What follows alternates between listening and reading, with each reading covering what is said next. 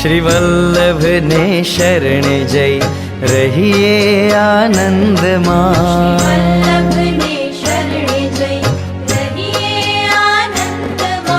सेवूं सदा हूँ तो व्रजनाधणी, सेवूं सदा हूँ तो व्रजनाधणी। मांगूं एटलूं श्री वल्लभ ने शरण जय रहिए आनंद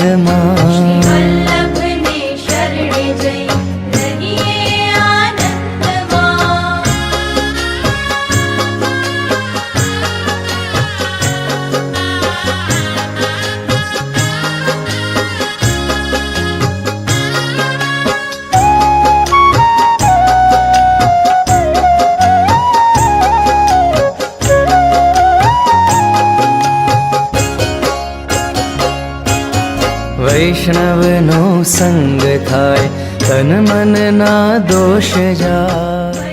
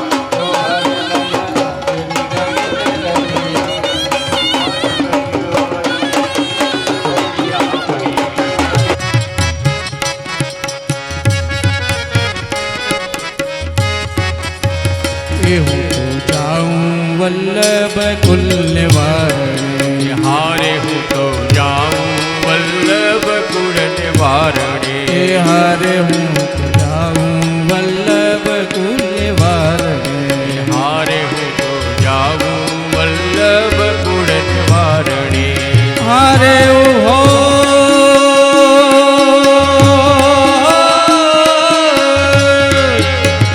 हारे मेता नरसिंहनो स्वामी उभो वारणे जीरे मेता नरसिंहनो स्वामी उभो वारणे जीरे उभो वारणे जीरे धन्य આજની ઘડી તે રડિયામણી हारे धन्य આજની ઘડી તે રડિયામણી હારે સખી આજની ઘડી તે રડિયામણી हारे धन्य આજની ઘડી તે રડિયામણી એજી મારો વાલોજી પધાર્યા ને વધામણી જીરે મારો વાલોજી પધાર્યા ને વધામણી જીરે વધામણી જીરે ધન્ય આજની ઘડી તે રડિયામણી એજી મારો વાલોજી પધાર્યાની વધામણી હોજી રે મારો વાલોજી પધાર્યાની વધામણી હોજી રે ધન્ય આજની ઘડી રડિયામણી હારે ધન્ય આજની ઘડી તે રડિયામણી અરે હું તો મોતીડાના ચોક પુરાવતી હારે હું તો મોતીડાના ચોક પુરાવતી અરે હું તો મોતીડાના ચોક પુરાવતી હારે હું તો મોતીડાના ચોક પુરાવતી હે જી મારા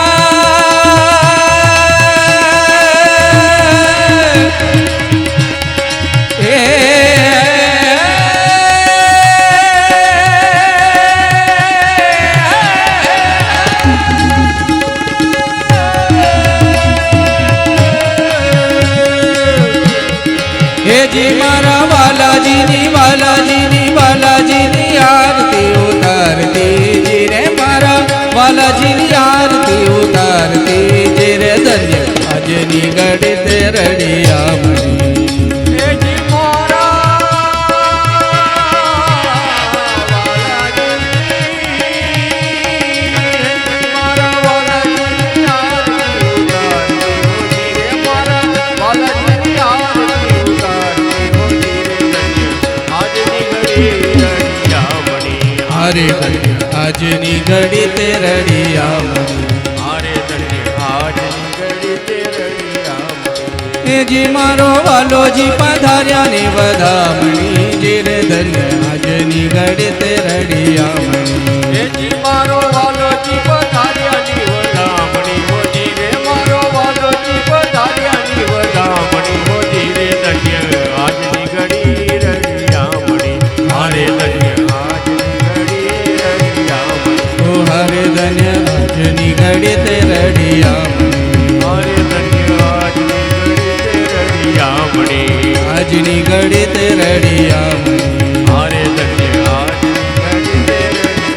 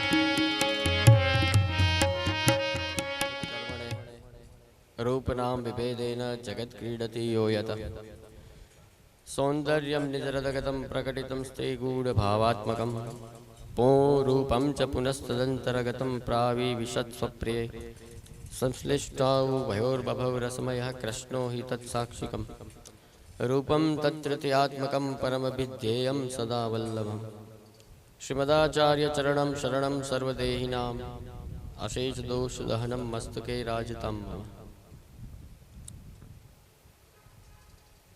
उपस्थित व्यासपीठासीन आदरणीय श्री सतीश जी शास्त्री जी, चिरायुष्यमान लालन बाबा जनाना અને આપ સૌ શ્રી મહાપ્રભુજીના ઉત્સવ પર આયોજિત આ સત્સંગ સમારોહના સત્સંગ રસિકજનો, આપણે ત્યાં દરેકે દરેક આચાર્યો અને ભગવદીઓએ સત્સંગ ઉપર ભાર મૂક્યો કે હંમેશા આપણી જાતને ક્યાંક ને ક્યાંક સત્સંગ સાથે કનેક્ટ રાખવી. સંગ બહુ મહત્વનો છે. સાદામાં સાદી રીતે સામાન્ય રીતે સમજીએ તો તમે થોડા દિવસ જેટલા દિવસ જેવી વ્યક્તિ સાથે રહ્યો એવા ગુણ તમારામાં આવે, જેવા માહોલમાં રહ્યો. થોડીક વાર મિલિટરી ને પોલીસ વાળા ભેગા રહેવા માંડો તો હમણાં એવા જોશ ને એવું બધું તમારી અંદર ઓટોમેટિક એવા જ વિચારો ને એવું બધું આવે. સ્કૂલના બાળકો નિશાળમાં બધે નિશાળમાં આટો મારો, પોરબંદરની ઘણી બધી છે, એમાં 2-5 જગ્યાએ જઈને આટો મારો તો તમને રોજ પછી એ જ માહોલ રહે બાળકો નિશાળ.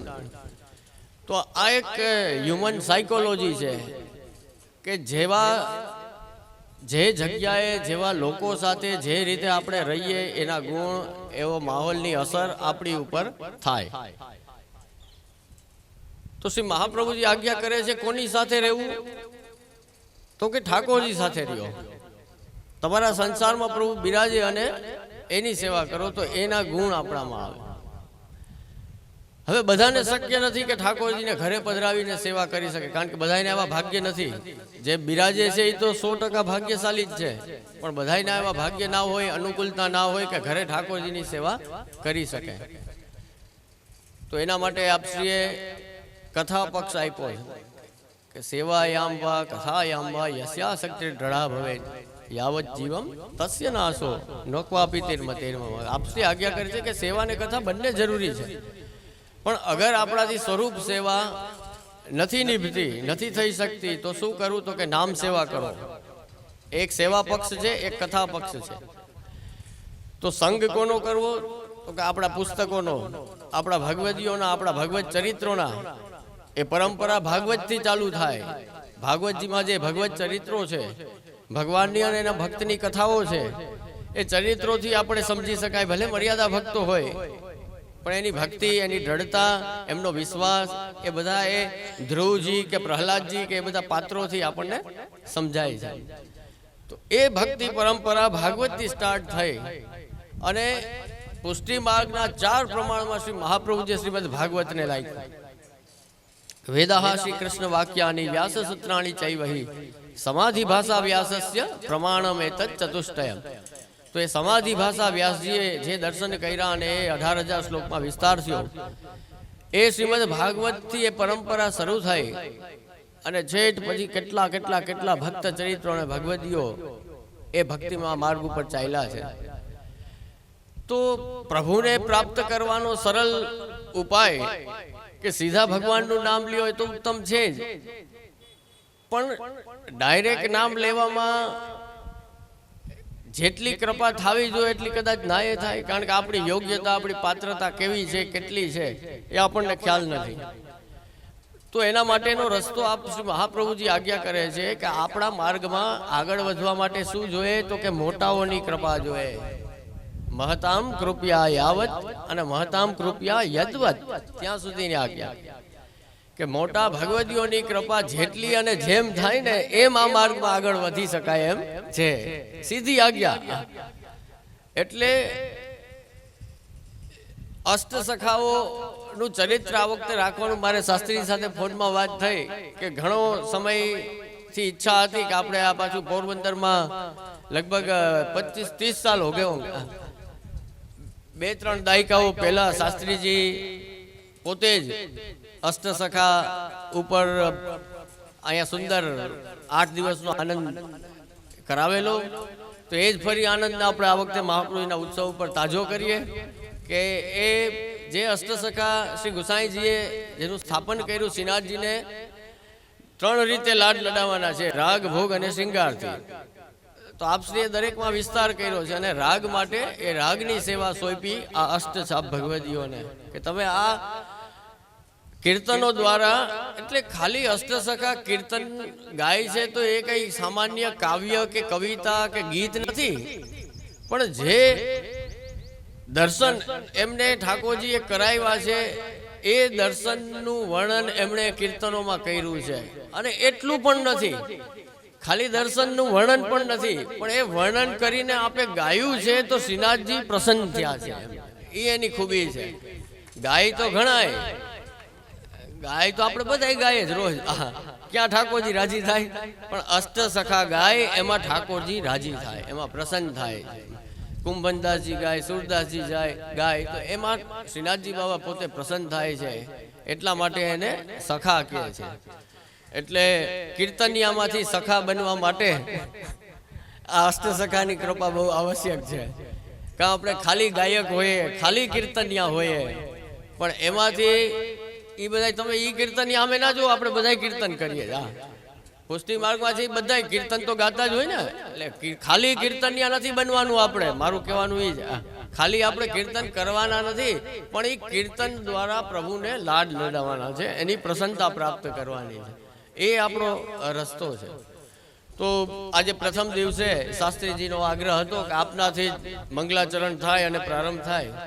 તો ઘણા વર્ષોથી શ્રી મહાપ્રભુના ઉત્સવ ઉપર તો હું આગળ પછી ગમે ત્યારે ફરી પાછો બોલીશ ત્યારે કહીશ બધું કે આપણે આ યાત્રામાં હવે બહુ ઘણા વર્ષ થઈ ગયા અને આટલા વર્ષમાં ઘણા બધા વક્તાઓ, ઘણા બધા કાર્યક્રમો, ઘણી બધી ભાગવત સપ્તાહ, ઘણા બધા શાસ્ત્રીજીઓ, આચાર્ય બાળકો, એ બધાને આપણે શિબિરો અને કથાઓ શ્રી મહાપ્રભુજીના ઉત્સવના ઉપલક્ષમાં રાખી છે.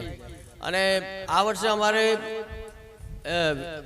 વિચારું તો એમ થાય કે ઓહો ઘણા દિવસ થઈ ગયા, વર્ષો નીકળી ગયા, કે અમે Vrajnidhi social group and charitable trust એક સારા ઉદ્દેશ્યથી શરૂ કર્યું હતું. 2000ની સાલમાં પવિત્ર બારસનો દિવસ હતો અને એ પ્રારંભ કર્યો હતો ત્યારથી કે સદપ્રવૃત્તિઓ પોરબંદરમાં પુષ્ટિ માર્ગના માધ્યમથી થાય. હવેલી સંપ્રદાય અને વૈષ્ણવ સંપ્રદાય આપણો દરેક સમાજના કાર્યમાં ઉભો રહીએ સાથે, એવા સદ હેતુથી અને સંસ્કૃતિના સંવર્ધન માટેના હેતુથી આપણે આ પ્રારંભ કર્યો હતો. અને ઠાકોરજીની કૃપા જુઓ કે આજે આપણે 25 વર્ષની મજલ ઉપર પહોંચી ગયા છે. કે આજે યાદ કરું તો શ્રી રસિકરાયજી તાજજી આ શૃંખલામાં કે આપણે જ્યારે બેઠકજી ત્યારે આપણી હવેલી નથી બની, એ સમયે તો રસિકરાયજી તાજજીની શિબિર થઈ, કનૈયાલાલજી કાકાજીની શિબિર થઈ, શ્રી હરિરાયજી કાકાજીની શિબિર થઈ, અભિષેક બાવાની, અક્ષય બાવાની, મારી પોતાની, અને આપણે કનકાભિષેક કર્યો તો ત્યારે મારી વલ્લભ ચરિત્ર ઉપર થઈ. તો એ ત્યાં બેઠકજીમાં જ પહેલા આપણે કરતા. અને પછી તમારો ઉત્સાહ એવો વધતો ગયો ને વૈષ્ણવનો કે પછી બધી જગ્યા આપણને ટૂંકી જ પડવા માંડી. અને આપણે પછી ક્યાંક ને ક્યાંક બીજે જ જવું પડ્યું. અને આજે એવી સ્થિતિ છે કે હવેલીમાં તો આપણે કંઈ કરી જ શકતા નથી, ફૂલપાક કરવું હોય તો એ બહાર જવું પડે છે. તો એ ઠાકોરજીની કૃપા છે અને તમારા બધાનો સ્નેહ છે. તો આ રીતે આ શૃંખલામાં આજે આપણે ગ્વાલિયરથી અને ખૂબ કૃપાપાત્ર શ્રી મહાપ્રભુજી ગુસાઈજી અને વલ્લભકુલમાં ખૂબ જેમના હૃદયમાં ભાવ છે એવા આપણા શર્માજી શાસ્ત્રીજી પોરબંદર આવ્યા છે. તો એમને પોરબંદર આવીને આનંદ થાય એવું બધા કરજો 8 દીમાં, કે એ સારી યાદો લઈને જાય. ગઈ વખતે ને યાદ કરતા હતા. 2014માં આપણે ખીજરી ચોકમાં 10મા સ્કંદ ઉપર એમનું રાખ્યું હતું. આજે 10 વર્ષ પછી 24માં ફરી પાછા પોરબંદર આવ્યા છે. તો ત્યારનો મહાપ્રભુજીનો ઉત્સવ યાદ કરતા હતા એ કે આવી શોભાયાત્રા ને આવો ઉત્સવનો ઉત્સાહ મેં બીજા કોઈ ગામમાં જોયો નથી જેવો પોરબંદરમાં હતો. તો આ વર્ષે આપણે એ જ બતાવવાનો છે એવો જ ઉત્સાહ. મેં કીધું આ વખતે થોડીક બીજી બધી અડચણો છે પણ વાંધો નહીં આવે, ઠાકોરજીની કૃપાથી. આપણે એની હારે કંઈ નિસ્બત નથી, આપણે તો આપણું કામ કરવાનું છે. અને 4 તારીખે મહાપ્રભુજીનો ઉત્સવ આવે ત્યાં સુધી આપણે શ્રી મહાપ્રભુજીના રંગમાં રંગાયેલા રહે એવી અષ્ટસખા આપણી ઉપર કૃપા કરે કે આપના ચરિત્રો, આપના જે પ્રસંગો છે, આપના જે કીર્તનો છે, આપની જે વાણી છે અને આપનું જે કૃપા છે એ અમારા સૌ ઉપર ઉતરે કે અમે ઠાકોરજીને પ્રિય બની શકીએ અને વલ્લભના લાયક સેવક બની શકીએ એવી આપણા સૌ ઉપર એ અષ્ટસખા કૃપા વિચારે. એટલું કહી શાસ્ત્રીજીનું ફરી પોરબંદરમાં ખૂબ ખૂબ સ્વાગત કરીએ છીએ કે અવારનવાર આપ વૈષ્ણવ સમાજને પોષણ માટે આનંદ કરાવતા રહો. શાસ્ત્રીજીમાં બંને ગુણ છે. કોઈ વક્તા એવા હોય કે પ્રમાણ જ આપી રાખે, કોઈ વક્તા એવા હોય કે પ્રમેયની જ ચર્ચા કરે. શાસ્ત્રીજીમાં એ ગુણ છે કે ભાવે છે અને પ્રમાણ અને પ્રમેય બંનેનો સમન્વય છે. અને પ્રમાણ અને પ્રમેયથી જ કંઈક સિદ્ધ થતું હોય છે. પ્રમાણ આજના સમયે તો અતિશય આવશ્યક છે, કારણ કે આપણે સીધા પ્રમેયને સમજવા જાય તો નહીં સમજાય, પ્રમાણનો આધાર હશે તો સમજાશે. એક જ ઉદાહરણ ખાલી દઉં કે 84 વૈષ્ણવ કે અષ્ટસખાના પ્રસંગો, તમને એમ થાય કે આવા પ્રસંગો હોય કાંઈ, આવું થાય કે જાદુ થાય, ચમત્કાર થાય, આવું કઈ હોય, આવું કઈ હોય એ મનમાં જાગે જ ને એટલી આપણી કચાશ છે. અને એ કચાશ કેનાથી દૂર થાય? એ કચાશ ભગવદ મહાત્મ્યથી દૂર થાય. ભગવદ મહાત્મ્ય એટલે પ્રમાણ. એ પ્રમાણ આપણું પાકું હોય ને તો પ્રમેયના પ્રસંગ સડસડાટ ઓલો શીરો ઉતરે ને એની જેમ ગળેથી ઉતરી જાય. એટલા માટે પ્રમાણ ને પ્રમેય બે પુષ્ટિ માર્ગમાં આવશ્યક છે. અને એ બંનેનો સમન્વય સાધીને 8 દિવસ શાસ્ત્રીજી ખૂબ આનંદ કરાવે. શ્રી મહાપ્રભુજીની આપણા સૌ ઉપર કૃપા ઉતરે એટલું કહી અને વિરામ લો. શ્રી વલ્લભાધીશ કી જય.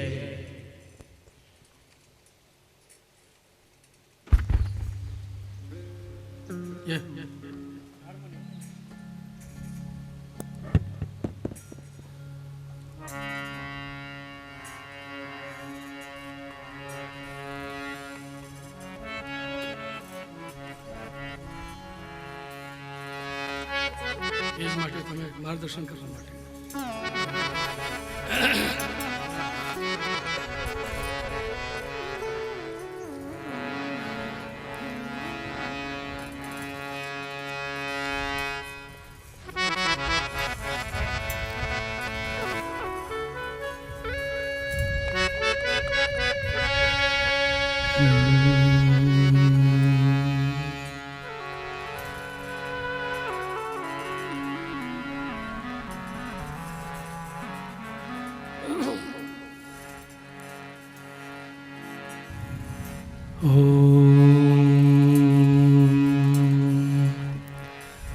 नमो भगवते वासुदेवाय।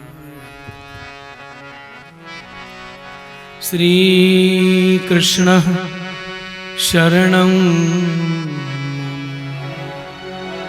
श्री कृष्ण शरणं श्री कृष्ण शरणं कृष्ण शरणं श्री कृष्ण शरणं श्री कृष्ण शरणं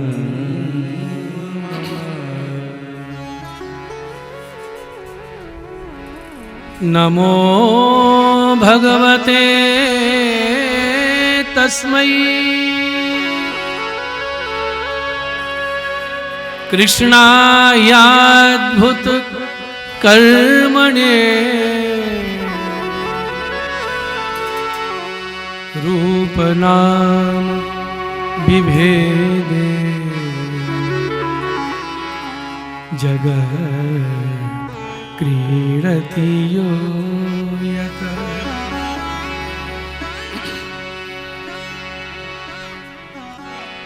चिंता संतान अंतारो यत्पादाम्बुजरेणव स्वीयाना तानिजा प्रणमामि मुहुर्मुहुः। थोड़ा साफ करें। यदनुग्रहतो जन्तु सर्वदुःखातिगो भवेत् तमहं सर्वदा वन्दे श्रीमद्वल्लभ नन्दनम्। अज्ञानतिमिरान्धस्य ज्ञानाञ्जनशलाकया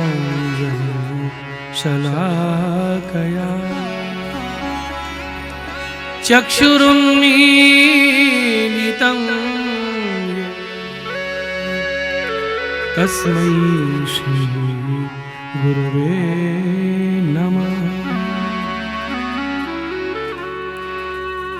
नमामि हृदये शेषे लीलाक्षीराब्धिशायिनम् लक्ष्मी सहस्रलीलाभिः सेव्यमानं कलानिधिम्। चतुर्भिश्च चतुर्भिश्च चतुर्भिश्च त्रिभिस्तथा षड्भिर्विराजते योऽसौ पञ्चधा हृदये मम।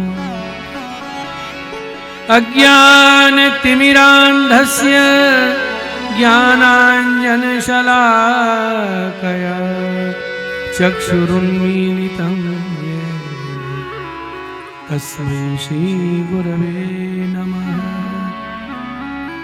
वन्दे नन्दव्रजस्त्रीणां पादरेणुमभीक्ष्णशः यासां हरिकथोद्गीतं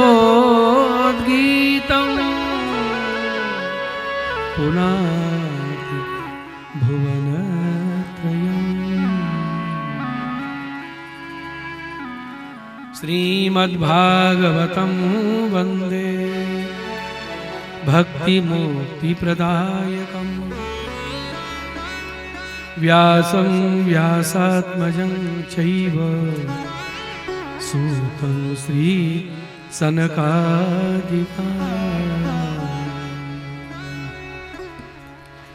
श्री गोवर्धननाथ की, श्री मदन मोहन लाल की, श्री यमुने महारानी की, श्री राधे रानी की, अखंड भूमंडलाचार्य वर जगत गुरु श्री वल्लभाधीश की, श्री गुसाई जी परम दयाल की, वल्लभ कुल परिवार की, आचार्य वर्य पूज्य चरण गोस्वामी श्री बसंत राय जी महाराज की, वल्लभ कुल परिवार की, 84,252 वैष्णवन की, अष्ट सखान की, आज के अभी कहां शुरू हो रहा है। बोलो कृष्ण कन्हैया लाल की। विराजमान साक्षात भगवान के वांग्मय स्वरूप श्रीमद् भागवत जी को नमन वंदन दंडवत। आज बहुत लंबी अवधि के बाद दर्शन का लाभ मिला, दंडवत का सौभाग्य मिला। ऐसे हम सबके प्राण प्रेष्ठ श्री मदन मोहन प्रभु युगल स्वरूप को यहीं से पुनः धन्यवाद। अखंड भूमंडलाचार्य वर्य श्री वल्लभाचार्य महाप्रभु के श्री वल्लभाब्द क्रम से 547वां प्रागट्योत्सव। और जब हमने आज पत्रिका देखी तो जय के उद्गार बांचने में आए कि सन के क्रम से विचार किया जाए। ईस्वी सन तो 2000 से ये 2024 प्रारंभ हो गया है। और 2024 में ये महाप्रभु जी का उत्सव हम लोग मनाने जा रहे हैं। तो इस क्रम से इस समय को पूज्य महाराज श्री ने नाम दिया है, 25 वर्ष होते हैं तो रजत जयंती होती है, तो 2000 से 25 पर्यंत चलेगी। तो ये ईस्वी संवत से 25वीं रजत जयंती हम श्री महाप्रभु जी की मनाने जा रहे हैं इस क्रम से। इस उत्सव के प्रेरक मार्गदर्शक पूज्य चरण 108 श्री गोस्वामी श्री वसंत राय जी महाराज श्री युगल स्वरूप श्री चरणों में दंडवत एवं पूज्य गोस्वामी 108 श्री कृष्णराय जी। आज हम जब एक कीर्तन बांच रहे थे, बात हिलक की कासों कही है, तो मैं आपसी का उपनाम जो लाड़का नाम है हिलक बाबा श्री वो स्मरण हो गया। विराजमान वल्लभ कुल परिवार, कीर्तनकार श्री करण भाई, सहयोगी वृंद, और हमारे बहुत कथा में सहयोग दिया है हमारे राजकोट से आए हुए जयेश भाई, सोनू जी हमारे साथी आए हैं। मुख्य मनोरथी यजमान परिवार और पोरबंदर के सभी भावुक रसिक वैष्णव वृंद। जय जय वचनामृत में आज्ञा करी। आज पोरबंदर में बहुत समय पछी ठाकुर जी की विशेष कृपा मारी ऊपर थई छे। ये कार्यक्रम नक्की भगवद इच्छा थी थयो छे। श्रीमद वल्लभाचार्य प्रागट्य महोत्सव ना उपलक्ष्य में अष्ट दिवसीय अष्ट सखा, जेने पुष्टि संप्रदाय में अष्ट छाप नाम थी संबोधन करिए, एनो चरित्रनो रसपान एवो कार्यक्रम आज थी प्रारंभ થઈ રહ્યો છે। દીપ પ્રજ્વલિત थी આપશી के वचनामृत। દીપ પ્રજ્વલિત માં ભાવ શું છે કે મારા વલ્લભ વૈશ્વાનર અગ્નિ સ્વરૂપ છે। तो आज दीप प्रज्वलित थया तो सप्त दिवस में हमारे हैया में एवो ताप आप प्रकट करी दो, एवो ताप प्रकट करी दो कि एक क्षण दर्शन बिना रहो ना जाए। जे भी अवस्था भगवती नहीं है, अष्ट सखान नी छे, एवी अवस्था तो मारी बहुत दुर्लभ छे। एक ज कणिका, एक ज बूंद, एक चिंगारी मने मળી जाए तो 8 दिवस कथा सांभळवानुं सार्थक थई जाए। ए भावथी दीप प्रज्वलितना दर्शन तमने कर्यो। सर्वप्रथम पोरबंदर में आपसीना वचनामृत में आज्ञा करी, लगभग 30 वर्ष थई गया मारी अष्टछाप पर कथा अहींया थई हती। पूज्य चरण 108 श्री सिलू बाबा श्री ना सानिध्य पछी बीजी बारे पोरबंदर में अहियाना प्रसिद्ध भागवत प्रवक्ता परम श्रद्धेय वंदनीय पूजनीय श्री रमेश भाई ओझा जी,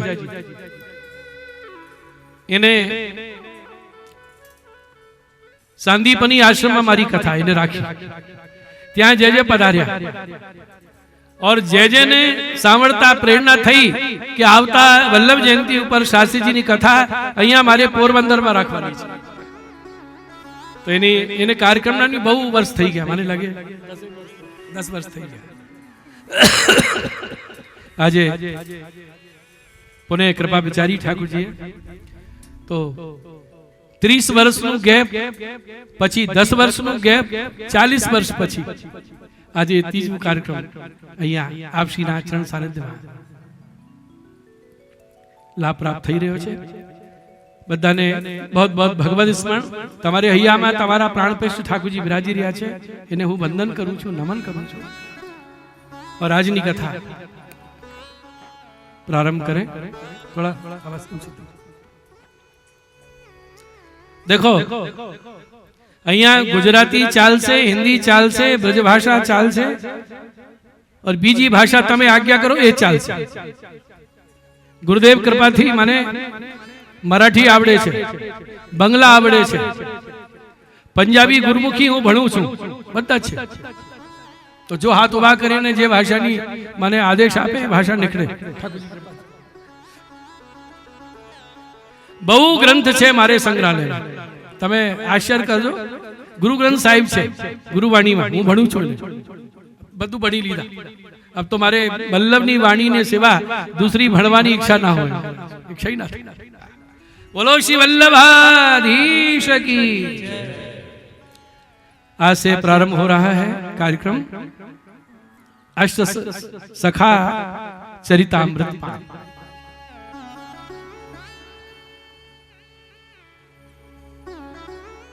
देखो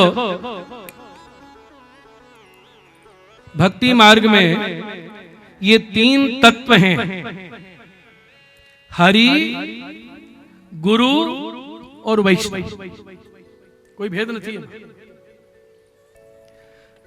वल्लभ साखी में आता है सब एक से एक बड़े हैं, लेकिन सबसे बड़े कौन? बोलो, क्या सुंदर भाव है. ठाकुर जी के दर्शन करो तो केवल ठाकुर जी के दर्शन, और श्री वल्लभ के गुरुदेव के दर्शन करो तो 2 के दर्शन, गुरुदेव का दर्शन और इनके हृदय में विराज रहे ठाकुर जी.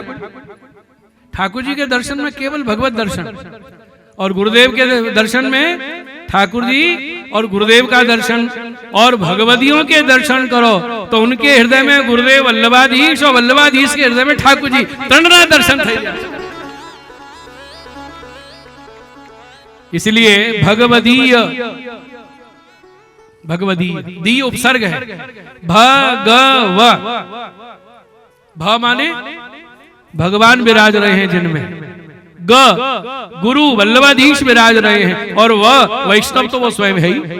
माने वैष्णव में गुरु और भगवान तीनों का दर्शन एक ही स्वरूप में होता है, उसे भगवती कहते हैं. और जिसके नैनन में झलके गिरधारी तादृशी भगवत सदृश स तादृशी. भगवान को देख लो और छवि उसके हृदय में, उसके नेत्र में दर्शन होते हैं, उसका नाम तादृशी. तो ऐसे तादृशियों में, भगवतियों में जो शिरोमणि हैं, श्री वल्लभ के, श्री विठलेश के कृपा पात्र, इनकी कथा आज से प्रारंभ हो रही है. और क्षमा चाहता हूं आज थोड़ी देर हो गई. अब क्यों हो गई ये नहीं बताऊंगा. मुझे दया आ रही थी आपके ऊपर, और जय जय के भी फोन आ रहे हैं कि अभी तो बहुत धूप है, गर्मी बहुत होगी, तो आपके ऊपर कृपा बेचारी जय जय ने विशेष. अभी बहुत धूप है, कैसे बैठेंगे गर्मी में, थोड़ा ठंडा हो जाए. देखिए आज पहला दिन है, और पहले दिन सब बात क्षम्य होती है. एक वाक्य में क्षमा कर दिया जाता है. कौन सा वाक्य? शास्त्री जी आज पहला दिन है, कल से सब व्यवस्था अच्छी हो जाएगी. आज पहलो दिवस भागवत सप्ताह में पहला दिवस बधारे श्रोता नहीं आवड़तो. आवे छे? हैं? शा माटे पहला दिवस नहीं आवड़तो? कथा में जा रही हो? हाँ. अरे आज क्या करोगी? आज तो पहलो दिन है. आज तो वो धुंधकारी की कथा निकलेगी. मैं ही सुना दूं, 80 भागवत सुन चुकी हूं अभी तक, पूरी कंठस्थ है. जो जा रही थी उसको भी रोक दिया, आज नहीं जा. पहला दिन, कल चलेंगे, अब चलें? अरे आज तो दूसरा दिन है, तो कब चलें? नंद महोत्सव के दिन चलेंगे. खूब प्रसाद लुटाया जाएगा, झोली भर के, खीसा भर के लाएंगे. और जब चौथे दिन आए और कथा सुनी तो पछताए, अरे 3 दिन की कथा छुड़वा दी तूने. पहला दिन, दूसरा दिन, तीसरा दिन. हमेशा पहले दिन संख्या, उपस्थिति कम होती. हमारे माइक व्यवस्था संभाल रहे हैं भैया जी, सुना? तो हमने कहा था ऐसे कर देना, थोड़ा ऐसा कर देना. बोले शास्त्री जी आज पहला दिन है, कल से आपको सब व्यवस्थित मिलेगा. इनको भी मालूम पहले दिन सब चले. अभी ये कूलर रखने आए, मैंने कहा भैया इसको ऐसे सेट करो, ये पन्ने उड़ रहे हैं. तो बोले शास्त्री जी कल बढ़िया व्यवस्थित कर देंगे, आज पहला दिन. तो आज पहला दिन सभी क्षम्य है. अब मुझे आप लोग ये आदेश दें कि कल से कथा का शुभारंभ कितने बजे करूं? 3:30 तो ना चाले, चाले? बोलो 4 बजे बोलो 4 बजे. अब देखो वैष्णव केटला चतुर छे ना, कोई को तो के एनो हाँ ना बे जवाब, एक जवाब आपने बने. 4 થી ચાલે 3:30 થી 4 સુધી અહીંયા કીર્તન પ્રારંભ થઈ જાય और 4 વાગે મંગલાચરણ और कथा सभा બધાને અનુકૂળ છે? बोलो श्री वल्लभाधीश की। देखो थोड़ा त्याग तो करना पड़ेगा तभी लाभ मिलेगा ना। और ये मार्ग तो तपने का मार्ग है, काय का मार्ग है। तो घर में एसी में तो ताप लगता नहीं, तपना तो यही होता है। थोड़ा ताप का अनुभव कीजिए, समय पे आइए। जाओ।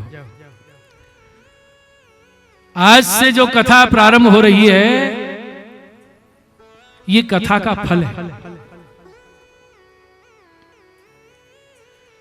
श्री नित्य लीलास्थ सूरत वारे अनंत श्री विभूषित महानुभाव गोविंद प्रभु ऐसा प्रचार करते थे कि जैसे भागवत सप्ताह अनुष्ठान का बहुत प्रभाव है, ऐसे ही पुष्टि मार्ग के विविध विषयों के पर कथा व्यासपीठ से भागवत के सम्मान रूप में होनी चाहिए। वैसे ही पूजन, वैसे ही आरती। तो कोई कहे कि भागवत कथा तो है नहीं, ये भागवत पोथी क्यों पधराई है? उसका समाधान ये किया है बड़ों ने कि जब तक भागवत जी नहीं विराजेंगी ये व्यास गादी नहीं कहलाएगी। व्यास गादी का स्वरूप कब प्रकट होता है? जब भागवत जी विराजे। तो भागवत विराजी तो व्यास गादी, और व्यास गादी जब विराजती है तो वल्लभ कुल के सानिध्य में दंडवत करके आसन ग्रहण किया जा सकता है। नहीं तो वल्लभ कुल के बराबर बैठना ये पुष्टि मार्ग की मर्यादा नहीं है। केशव भट्ट काश्मीरी वल्लभ के बगल में विराज के उनकी वाणी सुनते थे, एक शब्द हृदय में उतरा नहीं। और माधव भट्ट श्रोता बन के सुनते, सारी वाणी स्फुरित हो जाती। तो माधव भट्ट ने पूछी वल्लभाधीश से, कृपानाथ मेरे गुरु इतने विद्वान है, वो कहते हैं कि आपकी वाणी समझ में नहीं आती और मैं तो साधारण हूं, आपकी एक एक बात मेरे हृदय में उतरती है, ऐसा क्यों होता है? तो महाप्रभु जी आज्ञा किए, तू श्रोता बन के सुन रहे हो है और तेरा गुरु केशव भट्ट मेरे बराबरी में बराबर व्यवहार रख के सुन रहे हो। तो जल ऊपर से नीचे जाता है, नीचे से ऊपर कैसे? या तो यंत्र लगाओ, टिल्लू लगाओ तो चढ़ेगा। तो कथा का रस जितने विनम्र भाव से, दैन्य भाव से सुनेंगे वो हृदय में उतरता है। बोलो कृष्ण कन्हैया लाल की जय। इसलिए सुबोधनी जी में श्री वल्लभाधीश आज्ञा कर रहे हैं, भगवान को कोई तत्वतः नहीं जान पाया न जान सकता है। कौन जान पाया? श्रुतियां, वेदों की ऋचाएं जगत को ब्रह्म का परिचय देती हैं और परिचय देने के बाद अंत में कह रही है नेति नेति न इति। हमने जो कहा है वो इतना ही नहीं है, और अनंत और बृहद। तो बताओ ना उसका स्वरूप। बोले जितना अनुभव किया उतना बता दिया, अब आगे तो अनुभव करके बताएंगी। तो अनुभव कैसे होगा कि हमें स्वयं जाके गोपी बनना पड़ेगा और लीला का आस्वादन करके बताएंगी कि आगे का रस ये है। और वो श्रुतियां जब गोपी बन के आई, रास का आस्वादन हुआ, तब का आगे का रस ये। तो गोपियां जान पाई थोड़ी बहुत, और कौन जान पाए? अथवा गोपी जैसा भाव, गोपी जैसा प्रेम जिनके हृदय में भगवत कृपा से प्रकट हुआ वो जान पाए। देवता नहीं जान पाए, बड़े बड़े सिद्ध पुरुष योगी नहीं जान पाए। श्री महाप्रभु जी आज्ञा कर रहे हैं, भगवंतम भक्त एव जानाति। भगवंतम, भगवान को भक्त एव, एव माने ही, केवल भक्त ही जान पाते हैं, दूसरा नहीं। भगवंतम भक्त एव जानाति, दूसरा नहीं जान सकता, क्योंकि उसको भगवान जनाते हैं ना कृपा करके। और जो भगवदी है, भगवदिया एव भगवत संबंध प्राप्तवंती, भगवदियों को ही एव लगा दिया, एव माने ही, यही अधिकारी है, दूसरे नहीं। भगवदिया एव भगवत संबंध प्राप्तवंती, भगवदियों को ही भगवत संबंध प्राप्त होता है। ध्यान देना पंक्ति पे, सबका ब्रह्म संबंध नहीं हो पाता, नहीं तो सब ही वैष्णव हो जाते। जिस पे प्रभु कृपा विचार है उसको संयोग बनाते हैं, उसको सत्संग सुलभ कराते हैं, उसके अंदर इच्छा जगाते हैं। तो भगवदियों को ही संबंध प्राप्त होता है। और भगवदीय ये नियम नहीं है कि विद्वान हो, बहुत शास्त्रज्ञ हो, ना, भगवदी हो बस।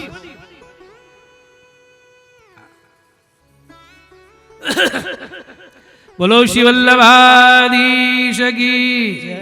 श्रीमद् भागवत में रास पंचाध्यायी सुनी होगी आपने। जब भगवान अंतर ध्यान हो गए तो गोपियां वन वन में ढूंढने लगी था, वृक्षों से लताओं से पूछ रही है, तुलसी से पूछ रही है। तो जब वृक्षों से पूछा तुमने श्याम सुंदर देखे हैं क्या? क्या वृक्ष उत्तर दे सकते? वृक्षों से पूछ रही, तुलसी से पूछ रही। तब आप महाप्रभु जी प्रश्न कर रहे हैं, क्या वृक्ष इन गोपियों का समाधान कर सकते? ये तो वृक्ष है, ये क्या उत्तर है? और वृक्ष भी कैसे? मूढ़। तो वल्लभाधीश का उत्तर है, मूढ़ हैं लेकिन वैष्णव तो हैं। वनस्पतयाः वैष्णवाः, श्रुति कह रही है वनस्पतियां वैष्णव है, क्योंकि इनका जीवन परोपकार के लिए है और दूसरे के हित के लिए जो जीवन जीवे वही वैष्णव है। वैष्णवता की पहचान क्या है? अपने स्वार्थ के लिए कुछ नहीं, सब औरों के लिए। वनस्पतयाः, वनस्पति जो है ये वैष्णव है। और ये वृक्ष कैसे है कि मूढ़ है, इनको उत्तर देना नहीं आता। क्या सुंदर सोधनी जी की पंक्ति है, मूढ़ा अपि वैष्णवाः एव हि विष्णु गतिं जानन्ति न त्वंचम निपुणाः अप्यवैष्णवाः। वल्लभाधीश आज्ञा कर रहे हैं कि मूढ़ है, अज्ञानी है, लेकिन वैष्णव है ना, वो भगवद हार्द को जान सकता है। और अत्यंत निपुण यदि अवैष्णव है वो नहीं जान सकता। न तो अत्यंत निपुणाः अप्यवैष्णवाः, अवैष्णव है वो नहीं जान सकता, और मूढ़ होते हुए भी वैष्णव है तो जान सकता।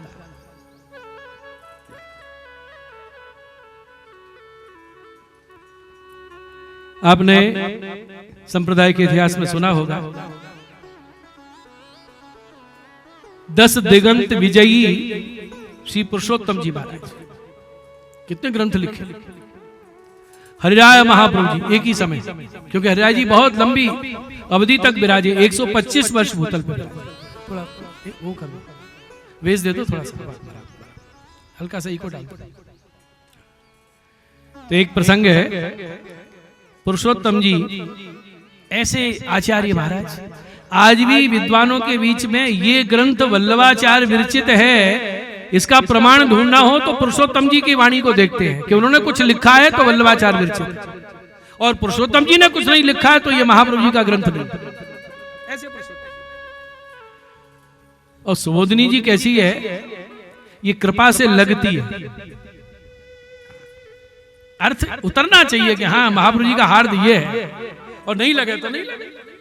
तो पुरुषोत्तम जी जैसे एक पंक्ति पे अटक गए, पंक्ति का अर्थ नहीं बैठा, हर तरह से अर्थ कर रहे हैं लेकिन हृदय में उतर नहीं रही पंक्ति का अर्थ।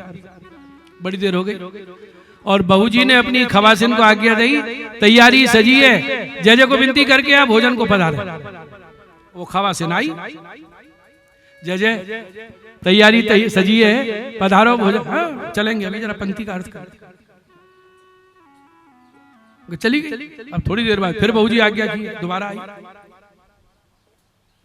जय जय बहू जी ने आज्ञा करी है जय जय को पधरा के ला। हाँ चलेंगे। 3-4 बार वो खवासिन जब बार बार आई ना और जय जय विदा कर दे तो सामने ही बैठ गए। और महाराज जी से पूछी, जय जय ऐसी कहा पंक्ति जा में ऐसे अटके हो कि आज कितना समय हो गया हो, सांझ होवे वाली है, आपने भोजन नहीं किया, कोई भी भोजन नहीं किए। तो आवेश में जय जय आज्ञा कर दी है। अरे वल्लभाधीश की ये सुबोधनी की पंक्ति है, ऐसे अर्थ कियो वैसे अर्थ कियो, लग नहीं रहे है, अर्थ उतर नहीं रहे है, जो पंक्ति उच्चारण करी और महर्षि आज्ञा किए। अब तू क्या समझेगी जा में वल्लभ की वाणी में, जब मेरे भेजे में नहीं आ रहे हो अर्थ तो तेरे माथे में कैसे आवेगा। तो वो खवासिन बैठी दंडवत करके क्या बोली, जय जय या को तो ऐसे अर्थ है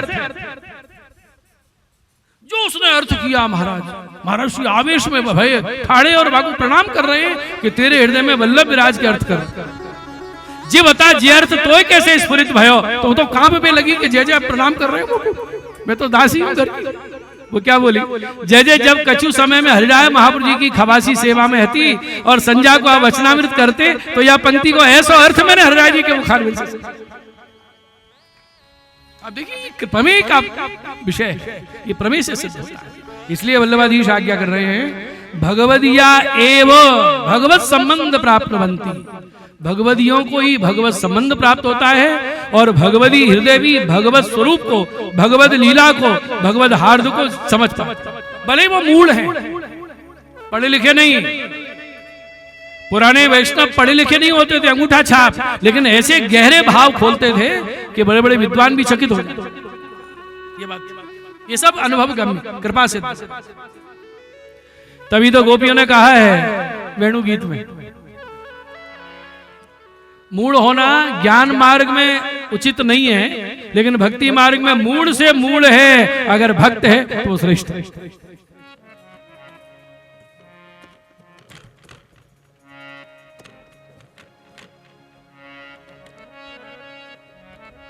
ले जाओ,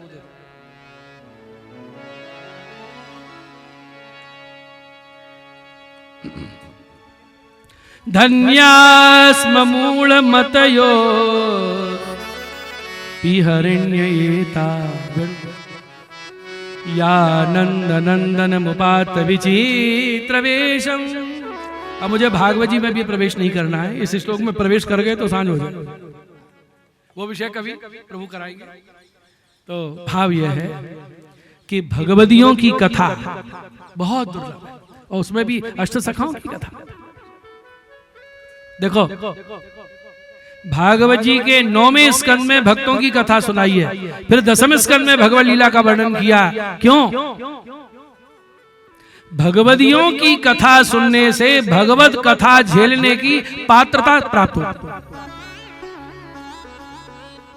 पहले कुमार मिट्टी का घड़ा पकाएगा, बनाएगा, तब उसमें जल भरा जाएगा।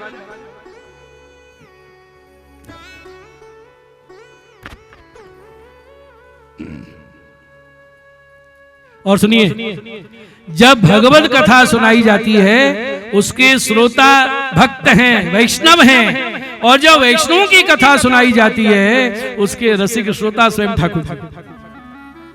ये कथा बहुत दुर्लभ है, हमेशा नहीं सुनने को मिलती, इसमें इसको सुनने ठाकुर जी दौड़े चले।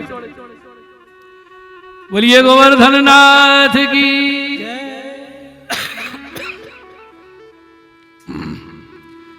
एक बार सोधनी जी की पंक्तियों का अर्थ करते, कोई श्लोक ले लिया और अर्थ बड़ा गहन श्री गोकुलनाथ जी वचनामृत में सुनाते। एक बार क्या हुआ, पोथी जी बंद है और श्री दामोदर दास सरसानी जी की चर्चा छिड़ गई। समय पूरा,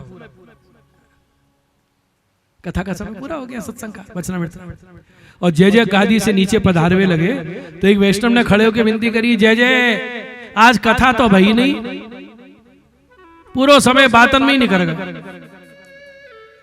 गोकुलनाथ जी बोले बातों में निकल गया, कौन सी बातों में? जय जय आज हरसानी जी की चर्चा में ही समय पूरा हो। तो श्री गोकुलेश प्रभु समझा रहे हैं वैष्णव, सुनो वैष्णव, आज कथा नहीं हुई, रोज हम कथा सुनाते थे, आज हमने कथा नहीं सुनाई है, आज हमने कथा का फल वर्णन किया। ये भगवदियों के चरित्र कथा का फल। तब भागवत कथा जो फल है, फल का भी फल यह शिक्षा भगवदियों की कथा शब्द।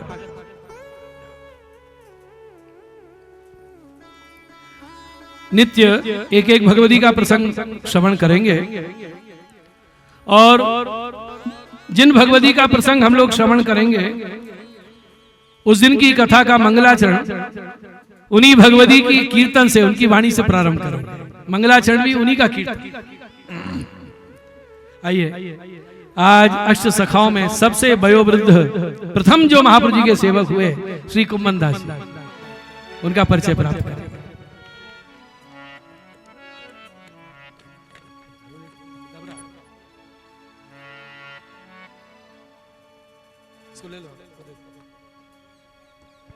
रसाभास करेगा ये।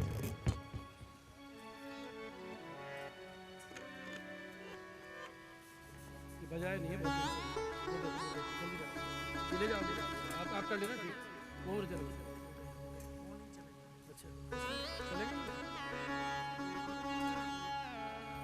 आपका हाथ लगते सही हो, पहली लगा देते हैं।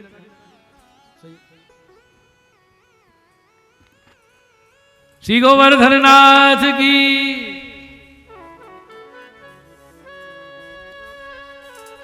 नीरखत रहिए गोवर्धन रानो, नीरखत रहिए गोवर्धन रानो, नीरखत रहिए गोवर्धन रानो, नीरखत रहिए गोवर्धन रानो, नीरखत। गोविंदा जी का पद है, बस निहारते रहो गोवर्धन धारण को, दृष्टि हटे ही नहीं। मनसा वाचा सुने मेरी सजनी, मनसा वाचा सुने मेरी सजनी। मेरे पीछे लो चलो। ये भी आज पहला दिन है, कल से सब सेट हो जाए। पहली बार संगत कर रहे हैं, पहला दिन है।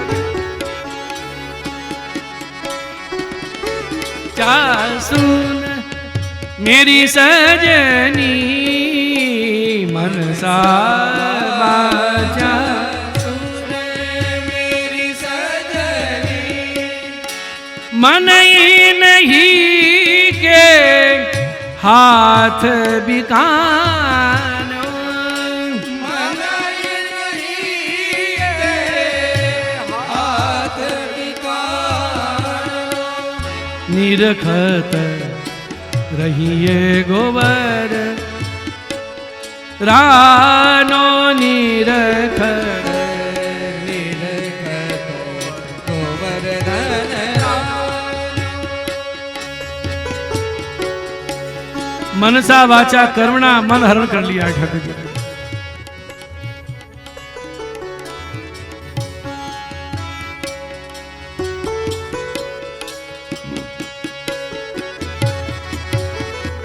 सुंदर श्याम कमल दल लोचन, सुंदर श्याम कमल दल लोचन, मोतन मुरी मुस्कान।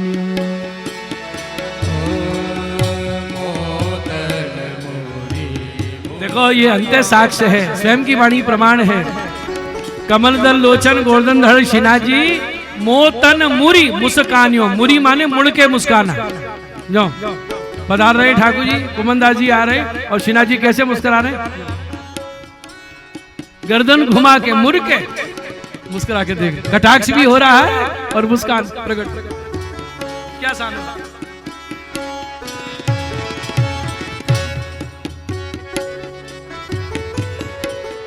कुंभन दास प्रभु गोवर्धन धर, कुंभन दास प्रभु गोवर्धन धर, कुंभन दास प्रभु गोवर्धन धर, दास प्रभु गोवर्धन धर, नैनन माज समान्यो,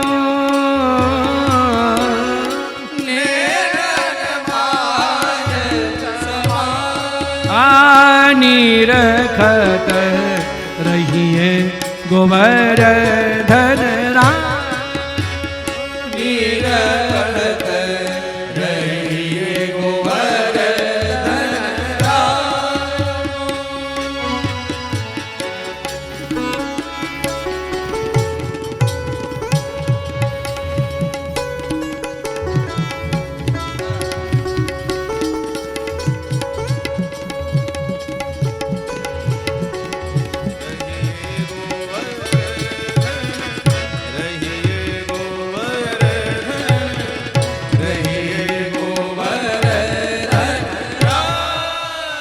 श्री वल्लभाधीश की। ये अष्ट सखा अष्ट छाप कौन है? आज हमारे युवा पीढ़ी के वैष्णव बहने भाई सत्संग नहीं है ना, तो उनको ये भी परिचय नहीं है कि ये कौन। आज के प्रसंग में एक प्रसंग आता है। एक बार कुम्मनदास जी ने महाप्रभु जी से प्रश्न किया, जय जय पुष्टि मार्ग को सिद्धांत समझाइए। कछु पुष्टि मार्ग को सिद्धांत निरूपण करिए। तो वार्ताकार लिख रहे हैं, सुन के महाप्रभु जी को हृदय भरे आयो और क्या आज्ञा किए, कुम्मनदास आज तुम सरी के प्रश्न कर रहे हैं, पूछ रहे हैं और हम समाधान कर रहे हैं। कल ऐसा समय आवे वारो है, ना पूछने वाले मिलेंगे, समाधान तो किसका करेगा। यही समय आ गया।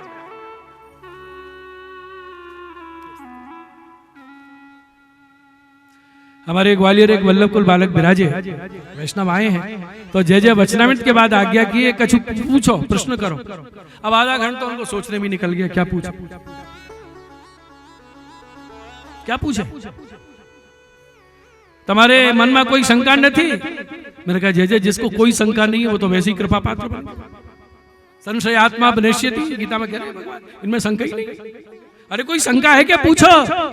अर्धो कलाक पची एक बहन ने पूछी, जय जय वो ठाकुर जी को तुलसी समर्पे है ना, तो दल तो चरणारविंद में और पत्र सामग्री में, तो पत्र के आगे जो नाका होए वो बड़ो कर दें कि रहवा दें। आध घंटा बाद ये प्रश्न जगा बहन जी के मन में कि नाका रहवो दइए कि नाकाड़ी दइए। मैंने कहा जाओ, सच्ची बात है, ये स्थिति है।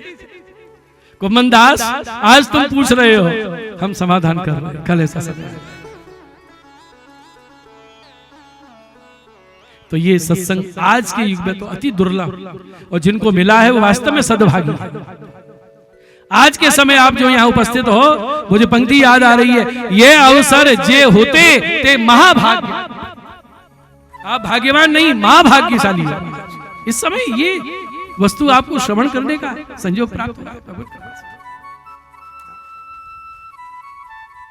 देखिए राजस्थान में एक रियासत है किशनगढ़, नाम सुने हो ना? और किशनगढ़ के महाराज हुए सामंत सिंह जी नरेश। उनको बाद में नाम दिया गया नागरीदास, और ये पुष्टि मार्गी वैष्णव। बहुत लिखा है इनकी वाणी, तो भगवत सन्मुख सानिध्य में गाई जाती है। नागरीदास, तो नागरीदास जी लिख रहे हैं नागर समुच्चय में, धन्य श्री वल्लभ विदित धन्य धन कुमार विभूषण विठलेश सुत सात धन्य हरि अंश वंश धन। वल्लभ धन विठलेश धन्य, उनके वंश को धन्य। धन्य 84 भक्त जगत हित पुरुष रूप छित, और धन्य गोविंद कुंभन आदि प्रीति गिरधरन अपरमित।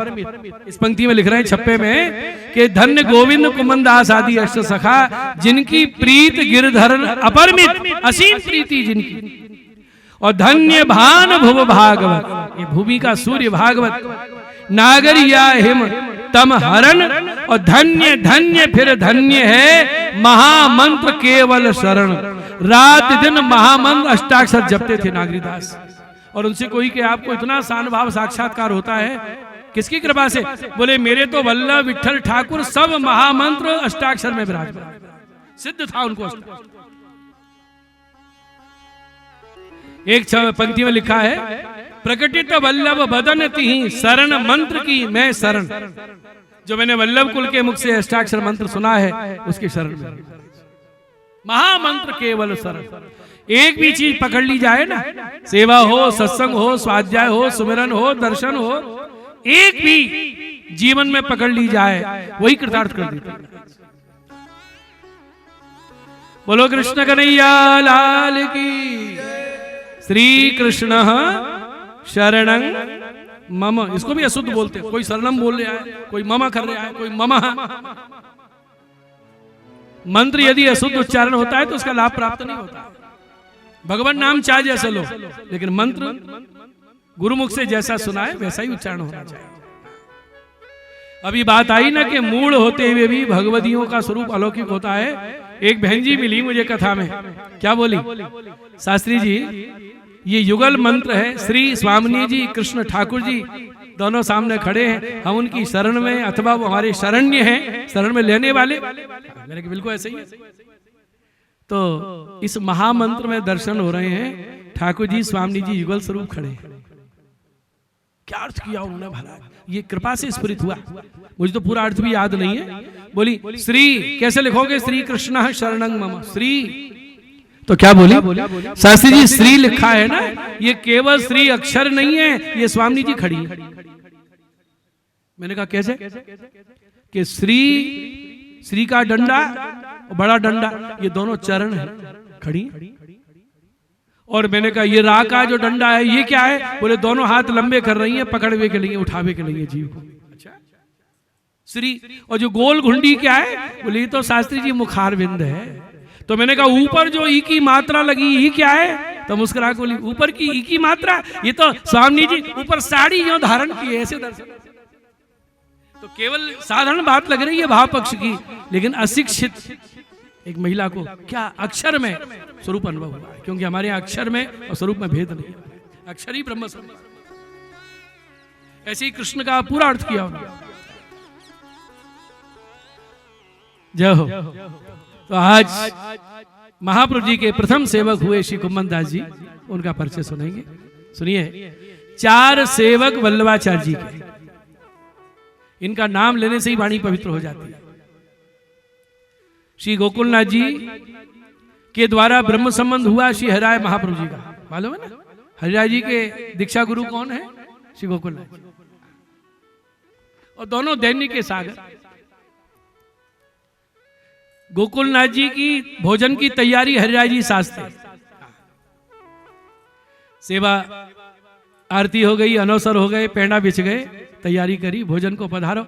उस दिन गोकुलनाथ जी विशेष दैन आवेश में विराजे हैं, पधारे, भोजन को विराजे। तो गोकुलनाथ जी दैन आवेश में क्या बोले हरिराय जी से, हमें शिक्षा देने के लिए, हरिराय भोजन करें। हाँ, अनवसर हो गए, भोजन का समय, सेवा पहुंच लिए। बोले हमसे सेवा बनी है, हमसे सेवा बनी है, अपराध बने। चलते में कोई वस्तु से ठोकर लग रही है, श्रृंगार धराते में पसीना की बूंद झड़ रही है, बोलते में छींटा पड़ रहे हैं, कितने दोष, कितने अपराध। हरिराय जी बैठ गए सामने, आज कैसा आवेश है। जजे ऐसे तो सहज अपराध बनते ही रहते हैं, जाने अनजाने, असंख्य, कोई सीमा नहीं है। यही तो हम विचार कर रहे हैं कि इनको समन कैसे हो, ये जीव कम से कम अधरामृत प्रसाद लेवे की पात्र बन जाए, क्या उपाय है। ये जाने अनजाने जो दोष बन जाते हैं। तो हरिराय जी पूछ रहे, आप ही आज्ञा करो, क्या उपाय है। तो गोकुलनाथ जी आज्ञा कर रहे हैं, महाप्रभु जी के सेवक 84 वैष्णव, गोसाई जी के सेवक 252 वैष्णव, उनके पद चिन्हों पे हम चल सकें, वैसा जीवन जी सके, वो तो योग्यता नहीं है। हाँ, अगर इनका नाम ले लिया जाए तो ये जीव भोजन ग्रहण करने की पात्र बन जाती है और सेवा में अनजान में बने सारे दोष अपराध दूर हो जाते। केवल नाम ले, ये शिक्षा हो रही है हमारे लिए महाराज। और हरिराय जी को आज्ञा करी, कलम कागज लेके आओ। और उसी समय आपने 84 वैष्णव नामावली ग्रंथ प्रकट किया है अनुष्टुप छंद में। इसका नाम है 84 वैष्णव नामावली। ये गोकुलनाथ जी विरचित ग्रंथ है। 84 वैष्णव के नाम हैं अनुष्टुप छंद में, संस्कृत में। आप बोलते गए, हरिराय जी लिखते गए। तब हरिराय जी ने पूछी, अब का आज्ञा है। बोले नित्य भोजन करने से पहले इनको उच्चारण होगा तो सारे सहज दोष दूर हो जाए। तो जिन भक्तों का नाम उच्चारण करने से गोकुलनाथ जी, हरिराय जी जैसे आचार्य अपनी वाणी को पवित्र समझते हो, तो उन महापुरुषों के, उन महान भगवतियों के चरित्र कैसे होंगे, उनका स्वरूप कैसा होगा। और जो आज हम भाग्यशाली सुनने बैठे हैं, हमारा अहोभाग्य कितना बड़ा होगा।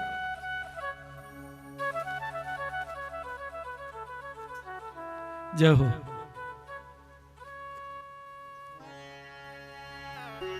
सर्वप्रथम नाम स्मरण करें, यहीं से बंधन करें।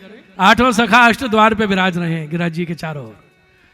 श्री वल्लभाधीश के सेवक श्री कुम्मन दास जी हमारी दंडवत पहुंचे। श्री कुम्मन दास जी।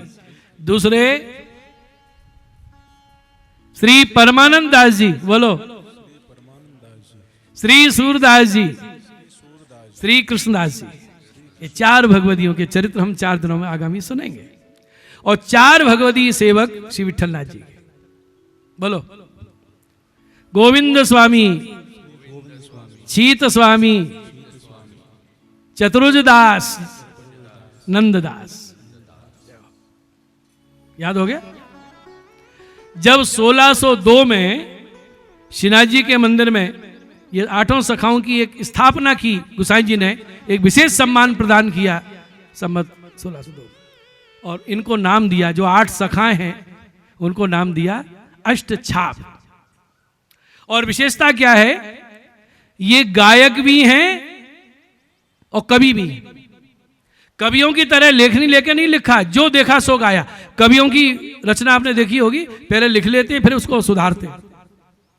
कईयों कवि हमें सुनाती, ये शब्द यहाँ ठीक है क्या, मैं तू जान भैया तेरी रचना है, मैं क्या बताऊं। और यहाँ तो जो निकल गया अमर वाक्य हो गया। सुनिए, आपने प्राय देखा होगा, कवि जो कवि सम्मेलन में कविताएं सुनाते हैं ना, कविता बढ़िया सुनाते हैं लेकिन उनका स्वर बढ़िया नहीं होता।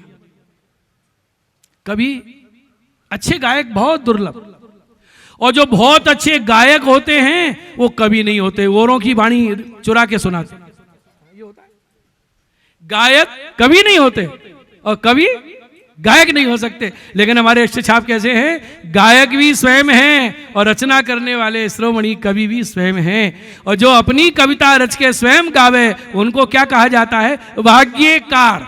क्या नाम है, वाग्यकार। वाणी भी स्वयं की, रचना स्वयं की और गाने वाले स्वयं। तो 8 सखा वाग्यकार।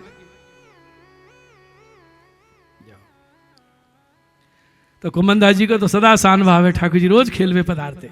देखिए, 2 प्रमाण होते हैं, एक अंतः साक्ष्य, दूसरा बाह्य साक्ष्य। बाहर के प्रमाण, अन्य लोगों ने उनके विषय में जो कहा है वो प्रमाण उसी काल के, और अंतः साक्ष्य में स्वयं की वाणी प्रमाण है। मायरी में गिरधर के गुण गाऊं, मेरे तो वर श्याम सुंदर वस और न रुचि उपजाऊं। मेरे तो स्वामी पति कृष्ण है, कुम्भनदास जी कह रहे हैं। खेलन आंगन आऊ लाड़ले, यह मिस दर्शन पाऊं। खेलन के मिस आऊ लाड़, आंगन में रोज खेलने पधारते हैं श्रीनाथ जी। कुम्भनदास तो जाते ही हैं, और जब बहुत विरह होता है कि अब सांझ को दर्शन होंगे तो श्रीनाथ जी आंगन में पधारे खेलवे के बहाने। कुम्भनदास के संग खेले। कुम्भनदास हिलक के कारण लालच लाग रहा हूं, बस एक ही लालसा, एक ही इच्छा, सदा दर्शन की कामना। ऐसे श्री कुम्भनदास। वल्लभ की जय जय, विठल की जय जय, श्री वल्लभ की जय जय, विठल की जय जय, श्री वल्लभ की जय जय, श्री विठल की जय जय, श्री वल्लभ की जय जय, श्री विठल की जय जय, श्याम सुंदर श्री यमुने की जय जय, श्याम सुंदर श्री यमुने की जय जय, श्याम सुंदर श्री यमुने की जय जय, श्याम सुंदर श्री यमुने की जय जय, वल्लभ की जय जय, विठल की जय जय, वल्लभ की जय जय, विठल की जय जय, श्याम सुंदर श्री यमुने की जय जय, श्याम सुंदर श्री यमुने की जय। एक और निवेदन सुनिए, ये 8 सखा भगवान की नित्य लीला में अष्ट सखा हैं और अष्ट सखी हैं। जाओ,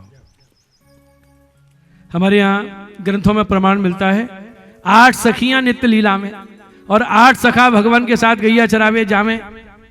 सखियां हैं और सखा हैं। लेकिन इस कलयुग में वल्लभाधीश की कृपा देखो, एक ही देह में सखा भाव का स्थापन किया और उसी शरीर में सखी भाव का स्थापन करके दोनों लीलाओं का अनुभव कराया। एक ही स्वरूप में सखी भाव, सखा भाव। कितनी बड़ी बात है, ये महाप्रभु जी की सबसे बड़ी कृपा है। देखो,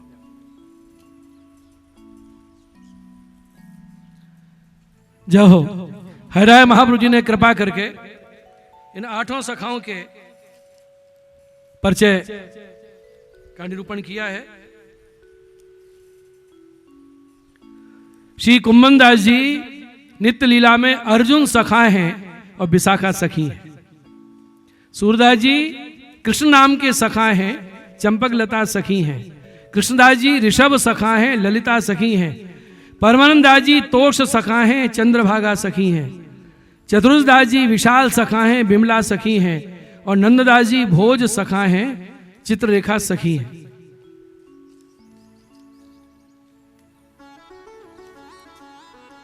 श्री गोवर्धन नाथ की, कृष्ण कन्हैया लाल की। देखिए, शोध में एक चीज प्राप्त हुई।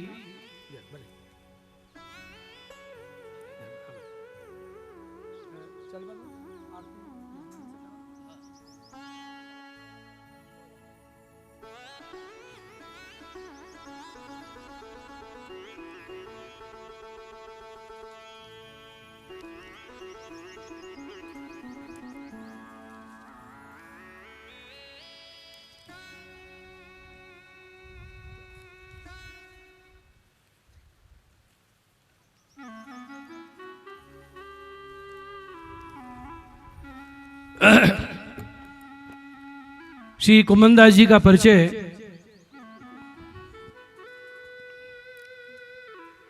नित्य लीला का आप लोगों ने श्रवण किया है। भाव संग्रह में ऐसा निरूपण है, कुम्भन दास जी के पिता का नाम भगवान दास और भगवान दास के एक भाई थे, वो धर्मदास, कुम्भन दास के काका जी। और इनके एक बेटी हुई बाल विधवा भतीजी, वो सदा कुम्भन दास के साथ रही। श्रीनाथ जी की प्रागट्य वार्ता लिखी है श्री गोकुलनाथ जी ने, उसमें लिखा है कि संवत 1535 में जब श्रीनाथ जी के मुखारविंद का प्रागट हुआ, जिस दिन वल्लभाधीश का प्रागट चंपारण में हुआ, उसी दिन श्रीनाथ जी ने मुखारविंद के दर्शन दिए जतिपुरा में ब्रजवासियों को। तो उस समय कुम्भन दास जी की आयु 10 वर्ष की थी जब श्रीनाथ जी का मुखारविंद प्रकट हुआ। तो इससे स्पष्ट क्या हो रहा है,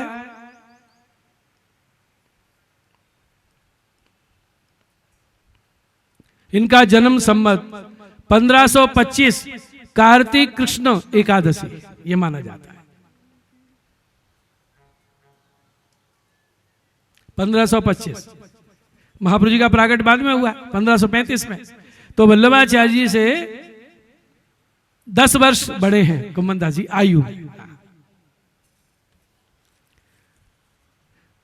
जैसे ललिता सखी मध्यपाती सखी हैं, विशाखा सखी भी मध्यपाती हैं, और कुम्भन दास जी विशाखा सखी हैं। जैसे ललिता सखी 2 स्वरूप में प्रकट हुई, श्री दामोदर दास हरसानी जी और कृष्णदास अधिकारी, ये आप सुनेंगे। ये 2 स्वरूप धर के क्यों प्रकट हुई है? श्री कृष्णदास अधिकारी के रूप में श्रीनाथ जी में आ सकती है, और दामोदर दास हरसानी जी के रूप में वल्लभाधीश में आ सकती है। 2 स्वरूप धर के सेवा कर रहे हैं। मुखारविंद पे सामने जो वल्लभाधीश की बैठक जी हैं, तो वहां वल्लभ पौड़े हैं, दामोदर दास जी की गोद में आपका मस्तक है, और श्रीनाथ जी मंदिर से पधारे, छम छम छम जब झांझर बजाने लगे तो दामोदर हरसानी रोक दिया, कृपानाथ वल्लभ निद्रा में हैं, जाग जाएंगे, इनकी निद्रा भंग हो जाएगी। श्रीनाथ जी को रोक दिया। और वही ललिता सखी स्वरूप श्री कृष्णदास जी ने गोसाई जी को रोक दिया कि आज से आपकी ड्योढ़ी बंद। श्रीनाथ जी में आसक्ति के कारण विठलनाथ जी को रोक दिया, और हरसानी जी ने वल्लभ में आसक्ति के कारण श्रीनाथ जी को रोक दिया। ये अपनी अपनी आसक्ति है। तो 2 स्वरूप से दोनों की सेवा कर रहे हैं। हरसानी जी के स्वरूप से आजीवन वल्लभाधीश की सेवा में रहे, और कृष्णदास अधिकारी के रूप में श्रीनाथ जी के ऐसे लाल लड़ाए हैं कि अधिकार का पद, अधिकार का सम्मान प्राप्त हुआ कृष्णदास जी। तो ललिता सखी और विशाखा सखी ये दोनों ही मध्यपाती। तो कुम्भन दास जी की महाप्रभु जी में भी पूर्ण प्रीति, श्रीनाथ जी में भी है, लेकिन आसक्ति श्रीनाथ जी। ये कुम्भनदास नाम कैसे धर दिया? कुंभ माने कुंभ कहते हैं घड़े को, तो बड़ा विचित्र नाम। कलकत्ता में हमने जब ये कथा सुनाई थी तो वैष्णव आए मेरे पास और कहा, शास्त्री जी मेरा नाम कुम्भनदास धर दिया है और मैं सब जगह पूछता हूं, मुझे आज तक कोई कुम्भनदास नाम का कोई व्यक्ति नहीं मिला। आपने कुम्भनदास जी की कथा सुना के आज मुझे संतोष दिया कि चलो 2 कुम्भनदास तो हो गए, एक वो हुए थे, एक आज मैं हूं। इस नाम का भी कोई व्यक्ति हुआ है जगत में? मेरे भैया ही तो बड़े महान भक्त हुए। तो कुम्भनदास नाम कैसे पड़ा? कुम्भनदास जी के पिता भगवान दास और उनकी पत्नी, बहुत समय बीत गया, कोई संतान नहीं हुई। एक बार कुंभ के मेले में गए स्नान करने।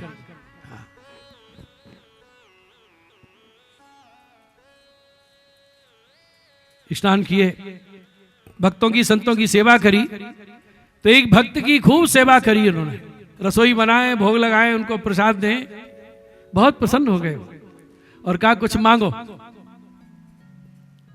तो कुम्भनदास जी के पिता ने कहा हमें और तो सब कृपा है भगवान की, संतान नहीं है, संतान हो जाए।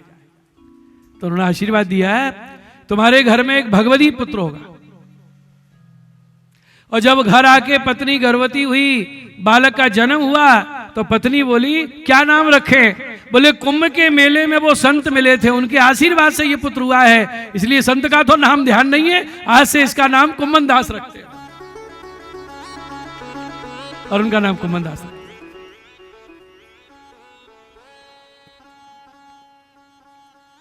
जमुनावता गांव आज भी गिरिराज जी की तरटी में थोड़ा आगे जाओ, जमुनावता गांव।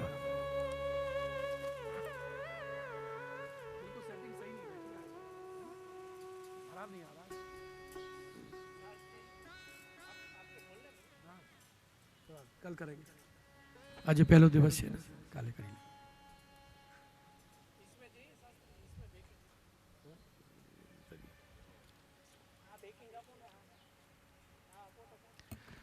श्री गोवर्धन नाथ की जय। देखिए, जब झारखंड में शिना जी ने जताई श्री वल्लभाधीश को, हम गिरिराज जी में प्रकट हुए और महाप्रभु जी ने यात्रा को वहीं रोक दिया, वापस पधारे।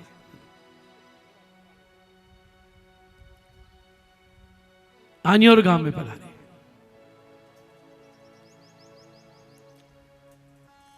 सदू पांडे, माणिकचंद पांडे, नरव भवानी, ये ब्रजवासी जिनकी गाय रोज चरती थी, शिना जी के ऊपर दूध स्रवित करती थी। भुजा का दर्शन हुआ नाग पंचमी को, बड़ी मानता चली। अब मुखारविंद के भी दर्शन हो गए। एक छोटी सी झोपड़ी बना दी, शिना जी विराज। भगवद आज्ञा हुई आप पधारो। देखो, महापुरुषों की वाणी बड़ी गूढ़ होती है। कीर्तनिया जी, बड़ी दान लीला की पंक्ति।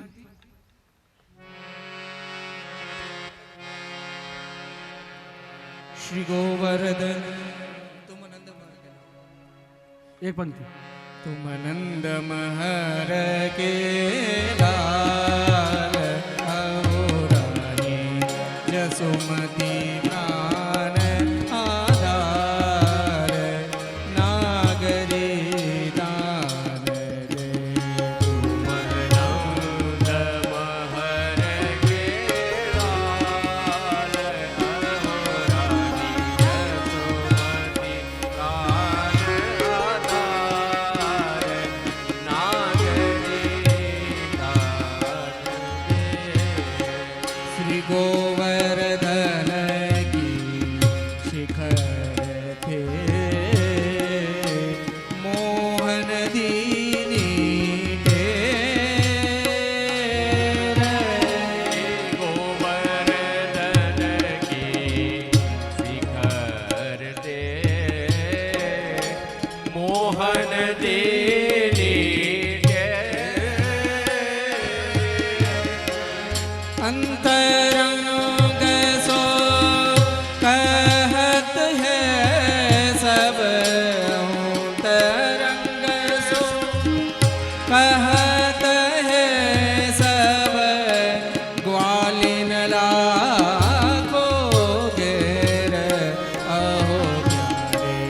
ग्वालिन राखो घेर नागरी दान। ये बड़ी दान लीला दान के समय आप लोग गाते हैं।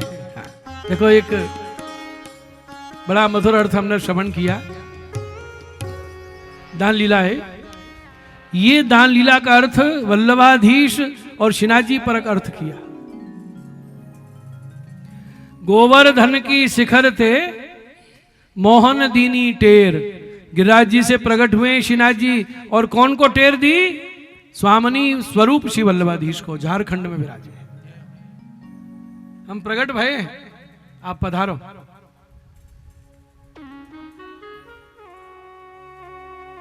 तो महाप्रभु जी ने विनती करी, कहा गया है, बोले मैं इन सबको घेरे भय हूं जो दैवी लीला के जीव बिछड़े भये ना, अंतरंग सो कहते हैं ग्वालिन राखो घेर। इनको घेर के रखो। वल्लभाधीश पधार रहे हैं और इन सबको हाथ मेरे हाथ में सौंपेंगे। तो जीव को ठाकुर जी को सौंपना और फिर ठाकुर जी भक्त के माथे पधरा के अदे दान दे देना, ये सबसे बड़ी दान लीला। इस पूरा कीर्तन का ऐसा अर्थ किया है। अद्भुत है। श्री वल्लभाधीश की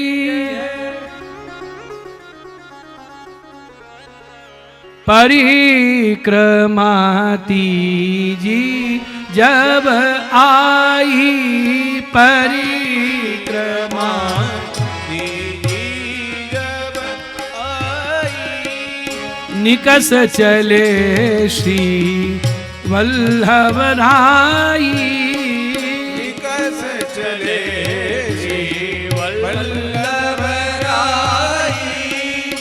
झारखंड में प्रभु ने जताई, झारखंड में प्रभु ने जताई। अब के मोही मिलो मन भाई, अब के मोहि मिलो मन भाई। जय हो। भगवद आज्ञा हुई, पधारो। आनियों की बैठक में आपने दर्शन किए होंगे। गिरिराज जी की तलहटी में सामने चबूतरा पे श्री वल्लभ विराजे, सेवक बैठे नीचे। तो सदु पांडे, मानिकचंद पांडे आए, स्वामी जी कछु अरोगोगे? तो कृष्णदास मेघन बोले, ये सेवक के हाथ को ही ले में, दूसरे के हाथ को नहीं ले। ये चर्चा चल रही है। तभी शिनाजी जी ने ऊपर से आवाज लगाई। ठाकुर जी बोले, अरे नरो, बड़ी बार है गई, दूध लेके आओ, भूख लगी है। तो नीचे से नरो बोली, दूध ला रही हूं, आज हमारे पाहुने आ गए, ऐसे अबेर हो गई। और दूध लेके चली ऊपर। महाराज श्री महाप्रभु जी दर्शन कर रहे हैं, गिरिराज जी पे चढ़ रही है। जब नरो ऊपर गई, शिनाजी को दूध पिलाया और नीचे लौट रही हैं, तो ठाकुर जी ने कुछ अधरामित छोड़ दिया है। तब वल्लभाधीश दामोदर दास जी से आज्ञा किए, दमला ये तो वही वाणी है जो हमने झारखंड में सुनी।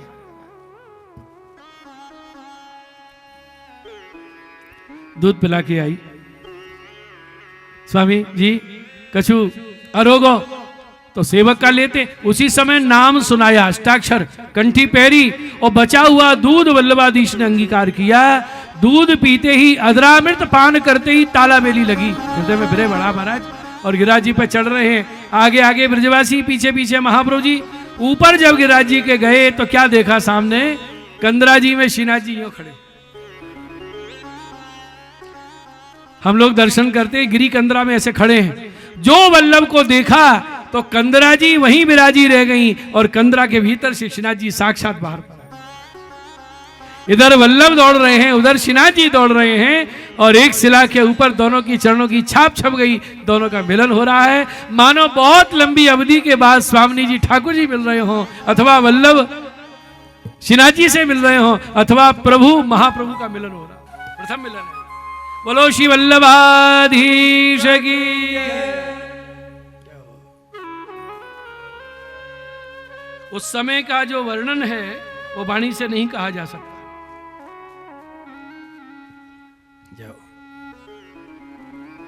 तहां देखे प्राणपति तब हुलस दो तन फूल ही। तहां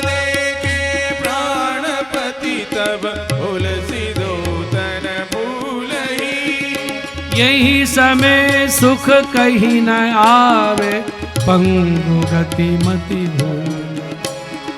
कहीं समय सुख कहीं न आवे, पंगु गति मति भूलहि।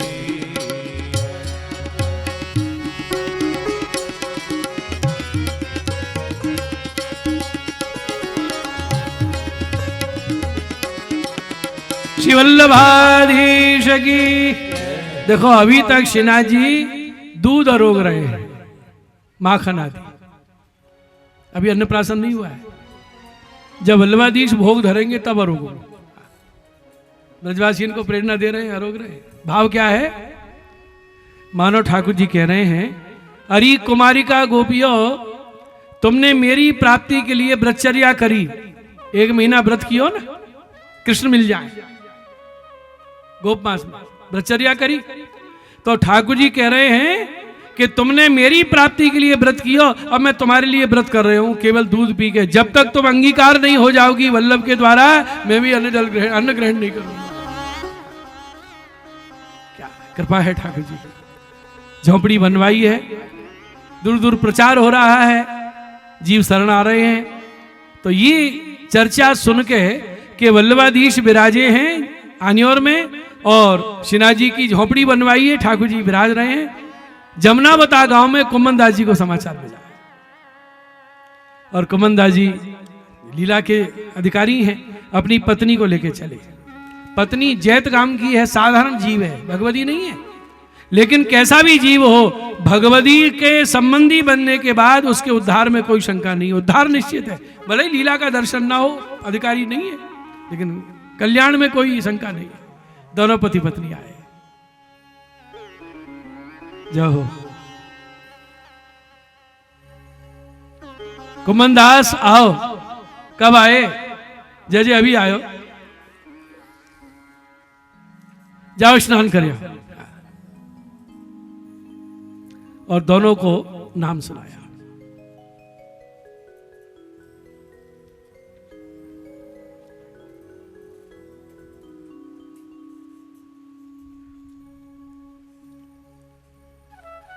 संकर्षण कुंड में स्नान करके आए, नाम दीक्षा दी और कृपा की वर्षा हो गई। कुम्मन दास को भगवत भाव का दान दिया और उसकी पत्नी से पूछा, तो चाहिए सो मांग। क्या बोली? मेरे कोई संतान नहीं है, एक पुत्र हो जाए। तो महाप्रभु जी मुस्कुरा के आज्ञा किए, अरे एक ही कहा चले, तेरे 7 बेटा हुई, 7 पुत्र हुए। कुम्मन दास जी बोले, अरे ये तुमने क्या मांगा? ठाकुर जी मांगती तो ठाकुर जी देते। तो पत्नी बोली, तुम्हें चाहिए, तुमने मांग लिया, मोह चाहिए, मैंने मांग लिया। दूसरे दिन जब श्रीनाथ जी की मंगला के दर्शन हुए, अभी साधारण सेवा का क्रम है, और महाप्रभु जी आज्ञा किए, कुम्मन दास जाओ दर्शन करो। और मंगला के दर्शन के समय कुम्मन दास जी को ठाकुर जी की खंडिता लीला का दर्शन हुआ। खंडिता क्या है?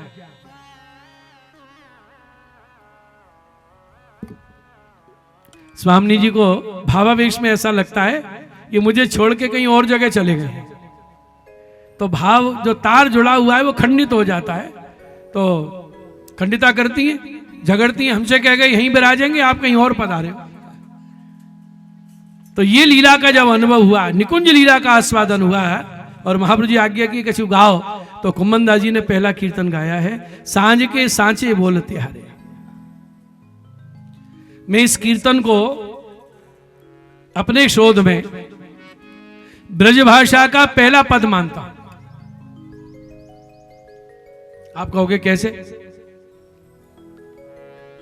क्योंकि भी सूरदास जी तो शरण आए नहीं है, कुम्मन दास पहले दीक्षित हुए हैं, और कुम्मन दास का ये पहला कीर्तन। इससे पहले संस्कृत भाषा में कृष्ण लीला गाने वाले विद्यापति जयदेव जी, बंगला भाषा में गाने वाले चंडीदास जी आदि, ब्रज भाषा में कोई रचना नहीं हुई थी अभी महाराज। ये पहला कीर्तन। पीछे वृंदावन में स्वामी हरदास जी विराजेंगे, श्री हरिवंश जी विराजेंगे, स्वामी हरदास जी जिन्होंने बिहारी जी को प्रकट किया निधि वन से, हरिवंश जी राधा वल्लभ लाल को लाल लड़ाएंगे, लेकिन ये सब महानुभाव रसिक पीछे पधारे हैं। ये तो उससे पहले की घटना है। इतिहास के प्रमाण से देखा जाए तो स्वामी हरदास जी संवत 1560 में वृंदावन विराजे, 1560 में। और स्वामी हरिवंश जी ने राधा वल्लभ जी का प्रथम पाठोत्सव 1591 में किया था। जब विवाह हुआ तो ससुराल से ठाकुर जी मिले राधा वल्लभ लाल जी, उनके लाल लड़ाए। और कृष्ण चैतन्य महाप्रभु बंगाल से 1571 में पधारे, एक बार ब्रज में पधारे, फिर नहीं पधारे, केवल एक बार ब्रज आगमन हुआ है।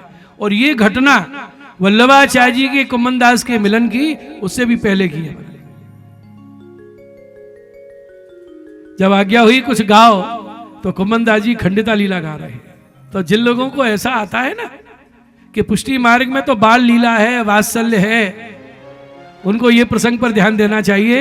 निकुंज लीला का अनुभव हो रहा है प्रथम, और वैसा ही पद गा रहे हैं। और महाप्रभु जी आज्ञा किए, कुम्मन दास त्यारे बड़े भाग्य हैं जो प्रथम ही ठाकुर जी ने या लीला को दर्शन करा, तुम्हारे बड़े भाग्य। कछु मांगो, कुम्मन दास जी बोले मैं या ही लीला रस में सदा छको रहूं, ऐसी कृपा करिए महाराज। तो ये खंडिता का कीर्तन कुम्मन दास जी गाए।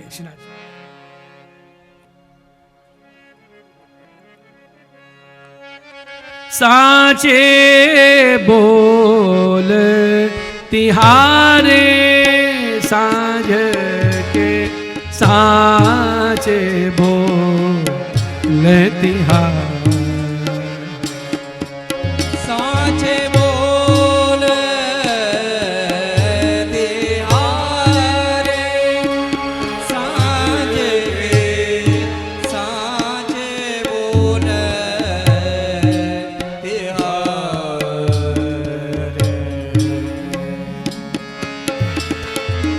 रजनी अनंत जागे नंद नंदन, रजनी अनंत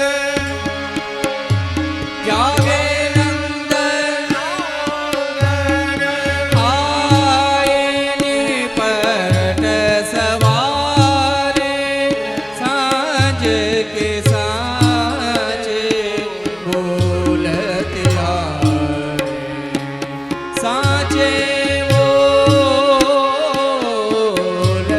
तिहारे साँझ के, साचे बोल तिहारे।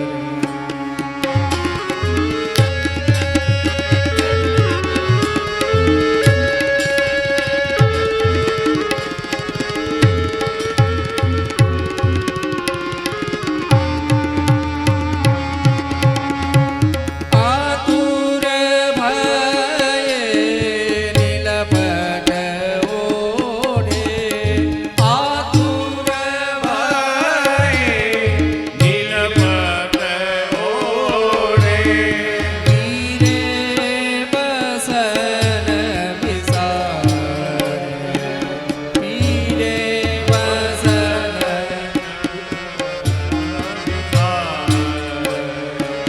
कुंभन दास प्रभु गिरधरन कुंभन दास गोवर्धन भले जू भले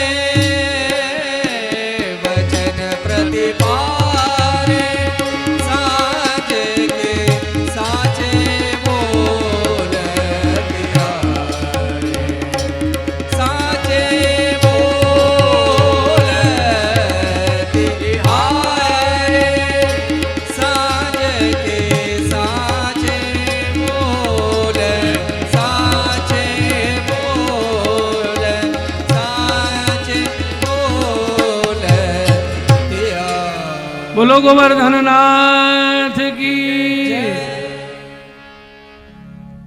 नित्य दर्शन के लिए आना, कीर्तन गाना, ठाकुर जी नई नई लीला के दर्शन कराते, अनुभव कराते। अद्भुत लीला है ईशनाथ जी की। देखो ये ऐसी कथा है, भले ही अष्टछा भगवतियों के प्रसंग आप लोग सुन रहे हैं, लेकिन साथ में भगवत लीला का भी वर्णन आ रहा है और वल्लभ श्री विठल की कथा भी आ रही है। तो भक्त चरित्र में सबका वर्णन हो जाता है। श्रीनाथ चरितमृत तो नहीं है, लेकिन श्रीनाथ जी कथा आ रही है, श्री वल्लभ श्री विठलेश की कथा आप लोग श्रवण करेंगे। कौतुकी है ठाकुर जी। एक बार क्या हुआ, उस समय बादशाह सिकंदर लोदी का राज्य था। श्री महाप्रभु जी के समय का बादशाह कौन था? सिकंदर लोदी। वो ये बड़ा क्रूर शासक था। इसलिए जब मंदिर का निर्माण कराया गया था, नक्शा बनाया गया, पूर्णमत क्षत्रिय आए हैं अंबाला से, तो वल्लभाधीश ने घर जैसा नक्शा बनवाया। नंदालय शिखर नहीं था। एक तो मंदिर गिरिराज जी के ऊपर बनना है और दूसरे दूर से दिखाई देगा तो ये लोग उत्पात करेंगे, ठाकुर जी की सेवा में व्यवधान होगा। लेकिन 3 बार नक्शा बनाया और तीनों बार ही 2 शिखर वाला नक्शा बना कि जब ठाकुर जी की इच्छा ही ऐसी है तो जो है सो होने मंदिर बना। और ये आगे की बात है, उससे पूर्व क्या घटना घटी है। श्रीनाथ जी ने सिकंदर लोदी बादशाह को प्रेरणा दी, तू अपनी सेना भेज और जतिपुरा में उत्पात कर, लूटपाट मचा, ढीला कर ली। आए महाराज, लूटपाट होने लगी तो ब्रजवासी श्रीनाथ जी से बोले, बाबा अब कहा करें? श्रीनाथ जी बोले, मैं क्या बताऊं क्या करें बाबा, ये गिरिराज जी पे चढ़वे वारे। तो श्रीनाथ जी बोले, ऐसा करो मोई यहां से टोंड के घना के जंगल में ले चलो। कैसे पधारोगे? बोले, सदू पांडे के घर एक भैंसा है, वहां पे पधराओ। भैंसा लाए और गुप्त रात से ऊपर बिछायत करके श्रीनाथ जी को पधराया और ये सब चले महाराज। माणिक चंद, सदू पांडे और रामदास जी जो सेवा में रहते हैं, वो सीरा सिद्ध करके लाए जल्दीबाजी में। सीरा ही बन पायो कि वहां जाएंगे और पूछेंगे मुझे भूख लगी है तो मैं क्या करूंगा, चले जाए। आगे आगे ब्रजवासी कांटे वाले झाड़ हटा रहे हैं, श्रीनाथ जी भैंसा पे विराज के चल रहे हैं, पीछे ही चल रहे हैं, दाएं बाएं लोग पकड़े हैं स्वरूप को, ऐसे लेके पधारे। 5 शेर को सीरा सिद्ध करके लाए। जब जंगल में गए, बहुत घना जंगल था, कांटेदार वृक्ष थे, श्रीनाथ जी आज्ञा किए यहीं विराजोगे। और जो भैंसा पे विराजमान किए थे बिछाए, उसको लगाया, श्रीनाथ जी विराजे। तो रामदास जी झारी पधराए, पास में नदी बहती थी उस समय, आज तो सूख गई, झारी भरे और सीरा आधा भोग धराया। तो श्रीनाथ जी पूछ रहे हैं, आधो क्यों धराया? बोले, बाबा जाने कब तक विराजना पड़े, आप फिर सामग्री मांगोगे तो मैं कहां से लाऊंगा, पूरा भोग धरो। और केवल सीरा नहीं, कछु साग भाजी भी चाहिए। तो चतुरा नागा थे उस समय महाराज, ये ब्रज 84 कोस की यात्रा एक दिन में कर लेते थे, बड़ी लटें थी इनकी। चतुरा नागा, नागा साधु थे, इन पे बड़ी कृपा भई है। कोकिला वन की बैठक चरित्र में है, महा गोकुलनाथ जी ने लिखा है, इतनी बड़ी लटाएं थी। और जब वल्लभाचार्य जी ने एक शेर खीर पे दृष्टि डाली, सब नागा साधुओं को प्रसाद लेवा दिया। चतुरा नागा बहुत प्रभावित हुए थे महाप्रभु जी पर। बोले, मुझे नाम सुनाइए। तो महाप्रभु जी मुस्कुराए, तुम्हारी तो नागा साधुओं की दीक्षा हो चुकी, नहीं मुझे तो आपकी दीक्षा लेनी। तो महाप्रभु जी आज्ञा किए, हमारे पुत्र विठलनाथ जी और विठलनाथ जी के चौथे लाल जी होंगे गोकुलनाथ जी, वो आपको दीक्षा देंगे। तो चतुरा नागा बोले, आपके पौत्र दीक्षा देंगे तब तक मेरा जीवन रहेगा। तो महाप्रभु जी ने आज्ञा करी, मैंने तुम्हें 150 वर्ष की आयु दी है, गोकुलनाथ जी तुम्हारा ब्रह्म समझ कराए। और उन्होंने बहुत सुंदर धमार गाई है, गोकुलनाथ जी के घर में गवे वो चतुरा नागा, वो वन में से ककोरा तोड़ के लाए। कंटोड़ा के ना, कंटोड़ा, ये शाग ठाकुर जी अरोगते हैं उस दिन। कौन सा दिन है वो, बोलो? श्रावण सुदी 13, आज भी ककोड़ा अरोगा। तो सीरा रामदास जी सिद्ध करके लाए और ककोरा की सामग्री चतुरा नागा जी सिद्ध करके लाए, श्रीनाथ जी को भोग धरे हैं। तो श्रीनाथ जी बोले, ये साग और सीरा को का जोड़ है? ना दाल, ना भात, ना रोटी, ना पूरी, ये कैसा भोग। तभी क्या हुआ, लीला के दर्शन देने स्वामिनी जी प्रकट हो गई और सोने के थार में विविध सामग्री सजाए के सामने पधारी। बोलो राधे रानी की जय। दोनों युगल स्वरूप हंस हंस के रोग रहे हैं। ये दर्शन कुमनदास जी को हुए तो ये कीर्तन गाया, बनी श्री राधा गिरधर जोरी और हंस हंस के भोजन करें, उसके लिए कीर्तन गाया, भावत है तो टोंड को घनो। दो कीर्तन गाया, बनी श्री राधा गिरधर जोरी, मनहु परस्पर कोटि मदन रति की सुंदरता चोरी, नौतन वेश श्याम नद नंदन भानु सुता नव गोरी, मनहु परस्पर वदन चंद्र को पीवत चंद्र चकोरी, कुमन दास प्रभु रसिक लाल बहुविधि बस कीनी निहोरी, मनहु परस्पर रंग बढ़्यो अति उपजी प्रीत न थोरी, बनी श्री राधा गिरधर जोरी। युगल स्वरूप परस्पर एक दूसरे को आरोग आ रहे हैं। कुमनदास ने देखा हंसते हंसते भोजन करें, ऐसा कीर्तन गाऊं कि इनको हंसी आवे। और सखा भाव में तू कह के बोला जाता है, महाराज ब्रज में तो सखा भाव है। तो क्या गाया, भावत है तो है माने तो को, टोंड को घनो। ये घना जंगल आपको प्रिय लगा, मंदिर जैसा सुख छोड़ के यहाँ पधारे हो। तो ये कांटे लग गए, गोखरू लग गए, सबरे कपड़ा फट गए, त्वचा फट गई, दिखा रहे महाराज ठाकुर जी को। और ठाकुर जी ताली बजा के हंस रहे, अरोग रहे, और स्वामी जी को इशारा किया तुम ही ताली बजा के हंसो, दोनों ताली बजा के हंस रहे। फिर गाया, सिंगे कहा लोमड़ी को डर। क्या जंगल में शेर को लोमड़ी का डर लगता है, सियार का? तो आप हो सिंह और बादशाह सिकंदर लोधी मानो लोमड़ी है, उससे डर के यहां पधारे कि ना ये तो आपकी लीला है, हमें ये दर्शन देना है।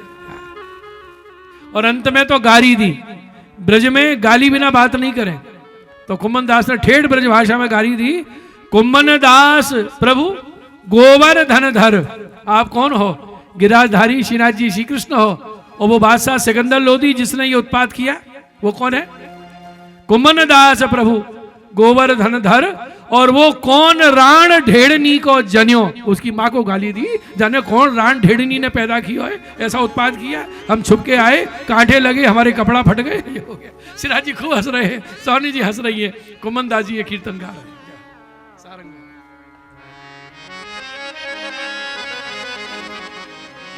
ये अक्षर सखाओं की वाणी जो लीला देखी सो गा रहे हैं।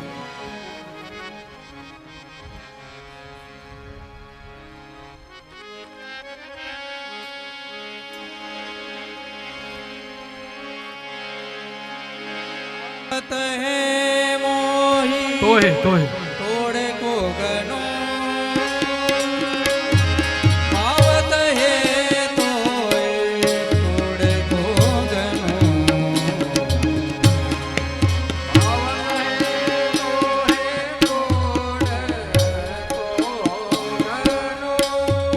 भावत है,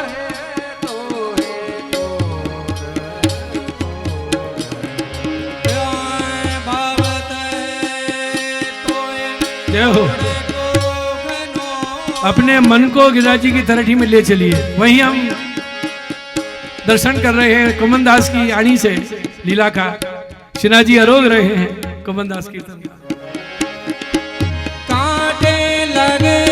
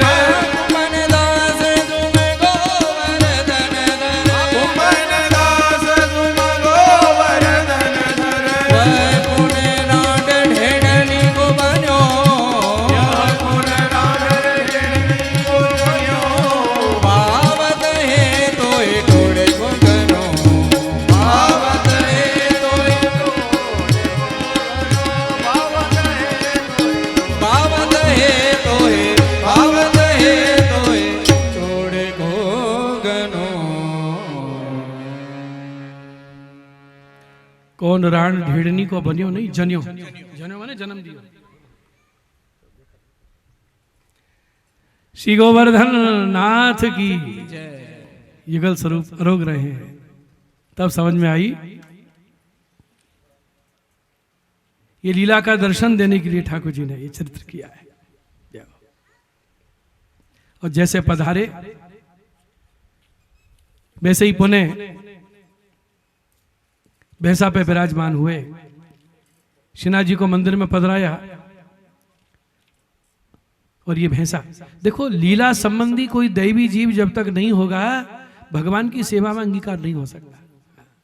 मंदिर में ठाकुर जी पधराए और वो भैंसा नीचे ही पछाड़ खा के गिर गया, प्राणांत हो गया, उसको लीला की प्राप्ति हो गई। क्योंकि ये लीला में वृंदा नाम की मालिन थी, लीला से बिछड़ी है। आज छोटी सी सेवा अंगीकार करके भगवान ने पुनः अपनी लीला में अंगीकार कर दिया। वार्ता जी में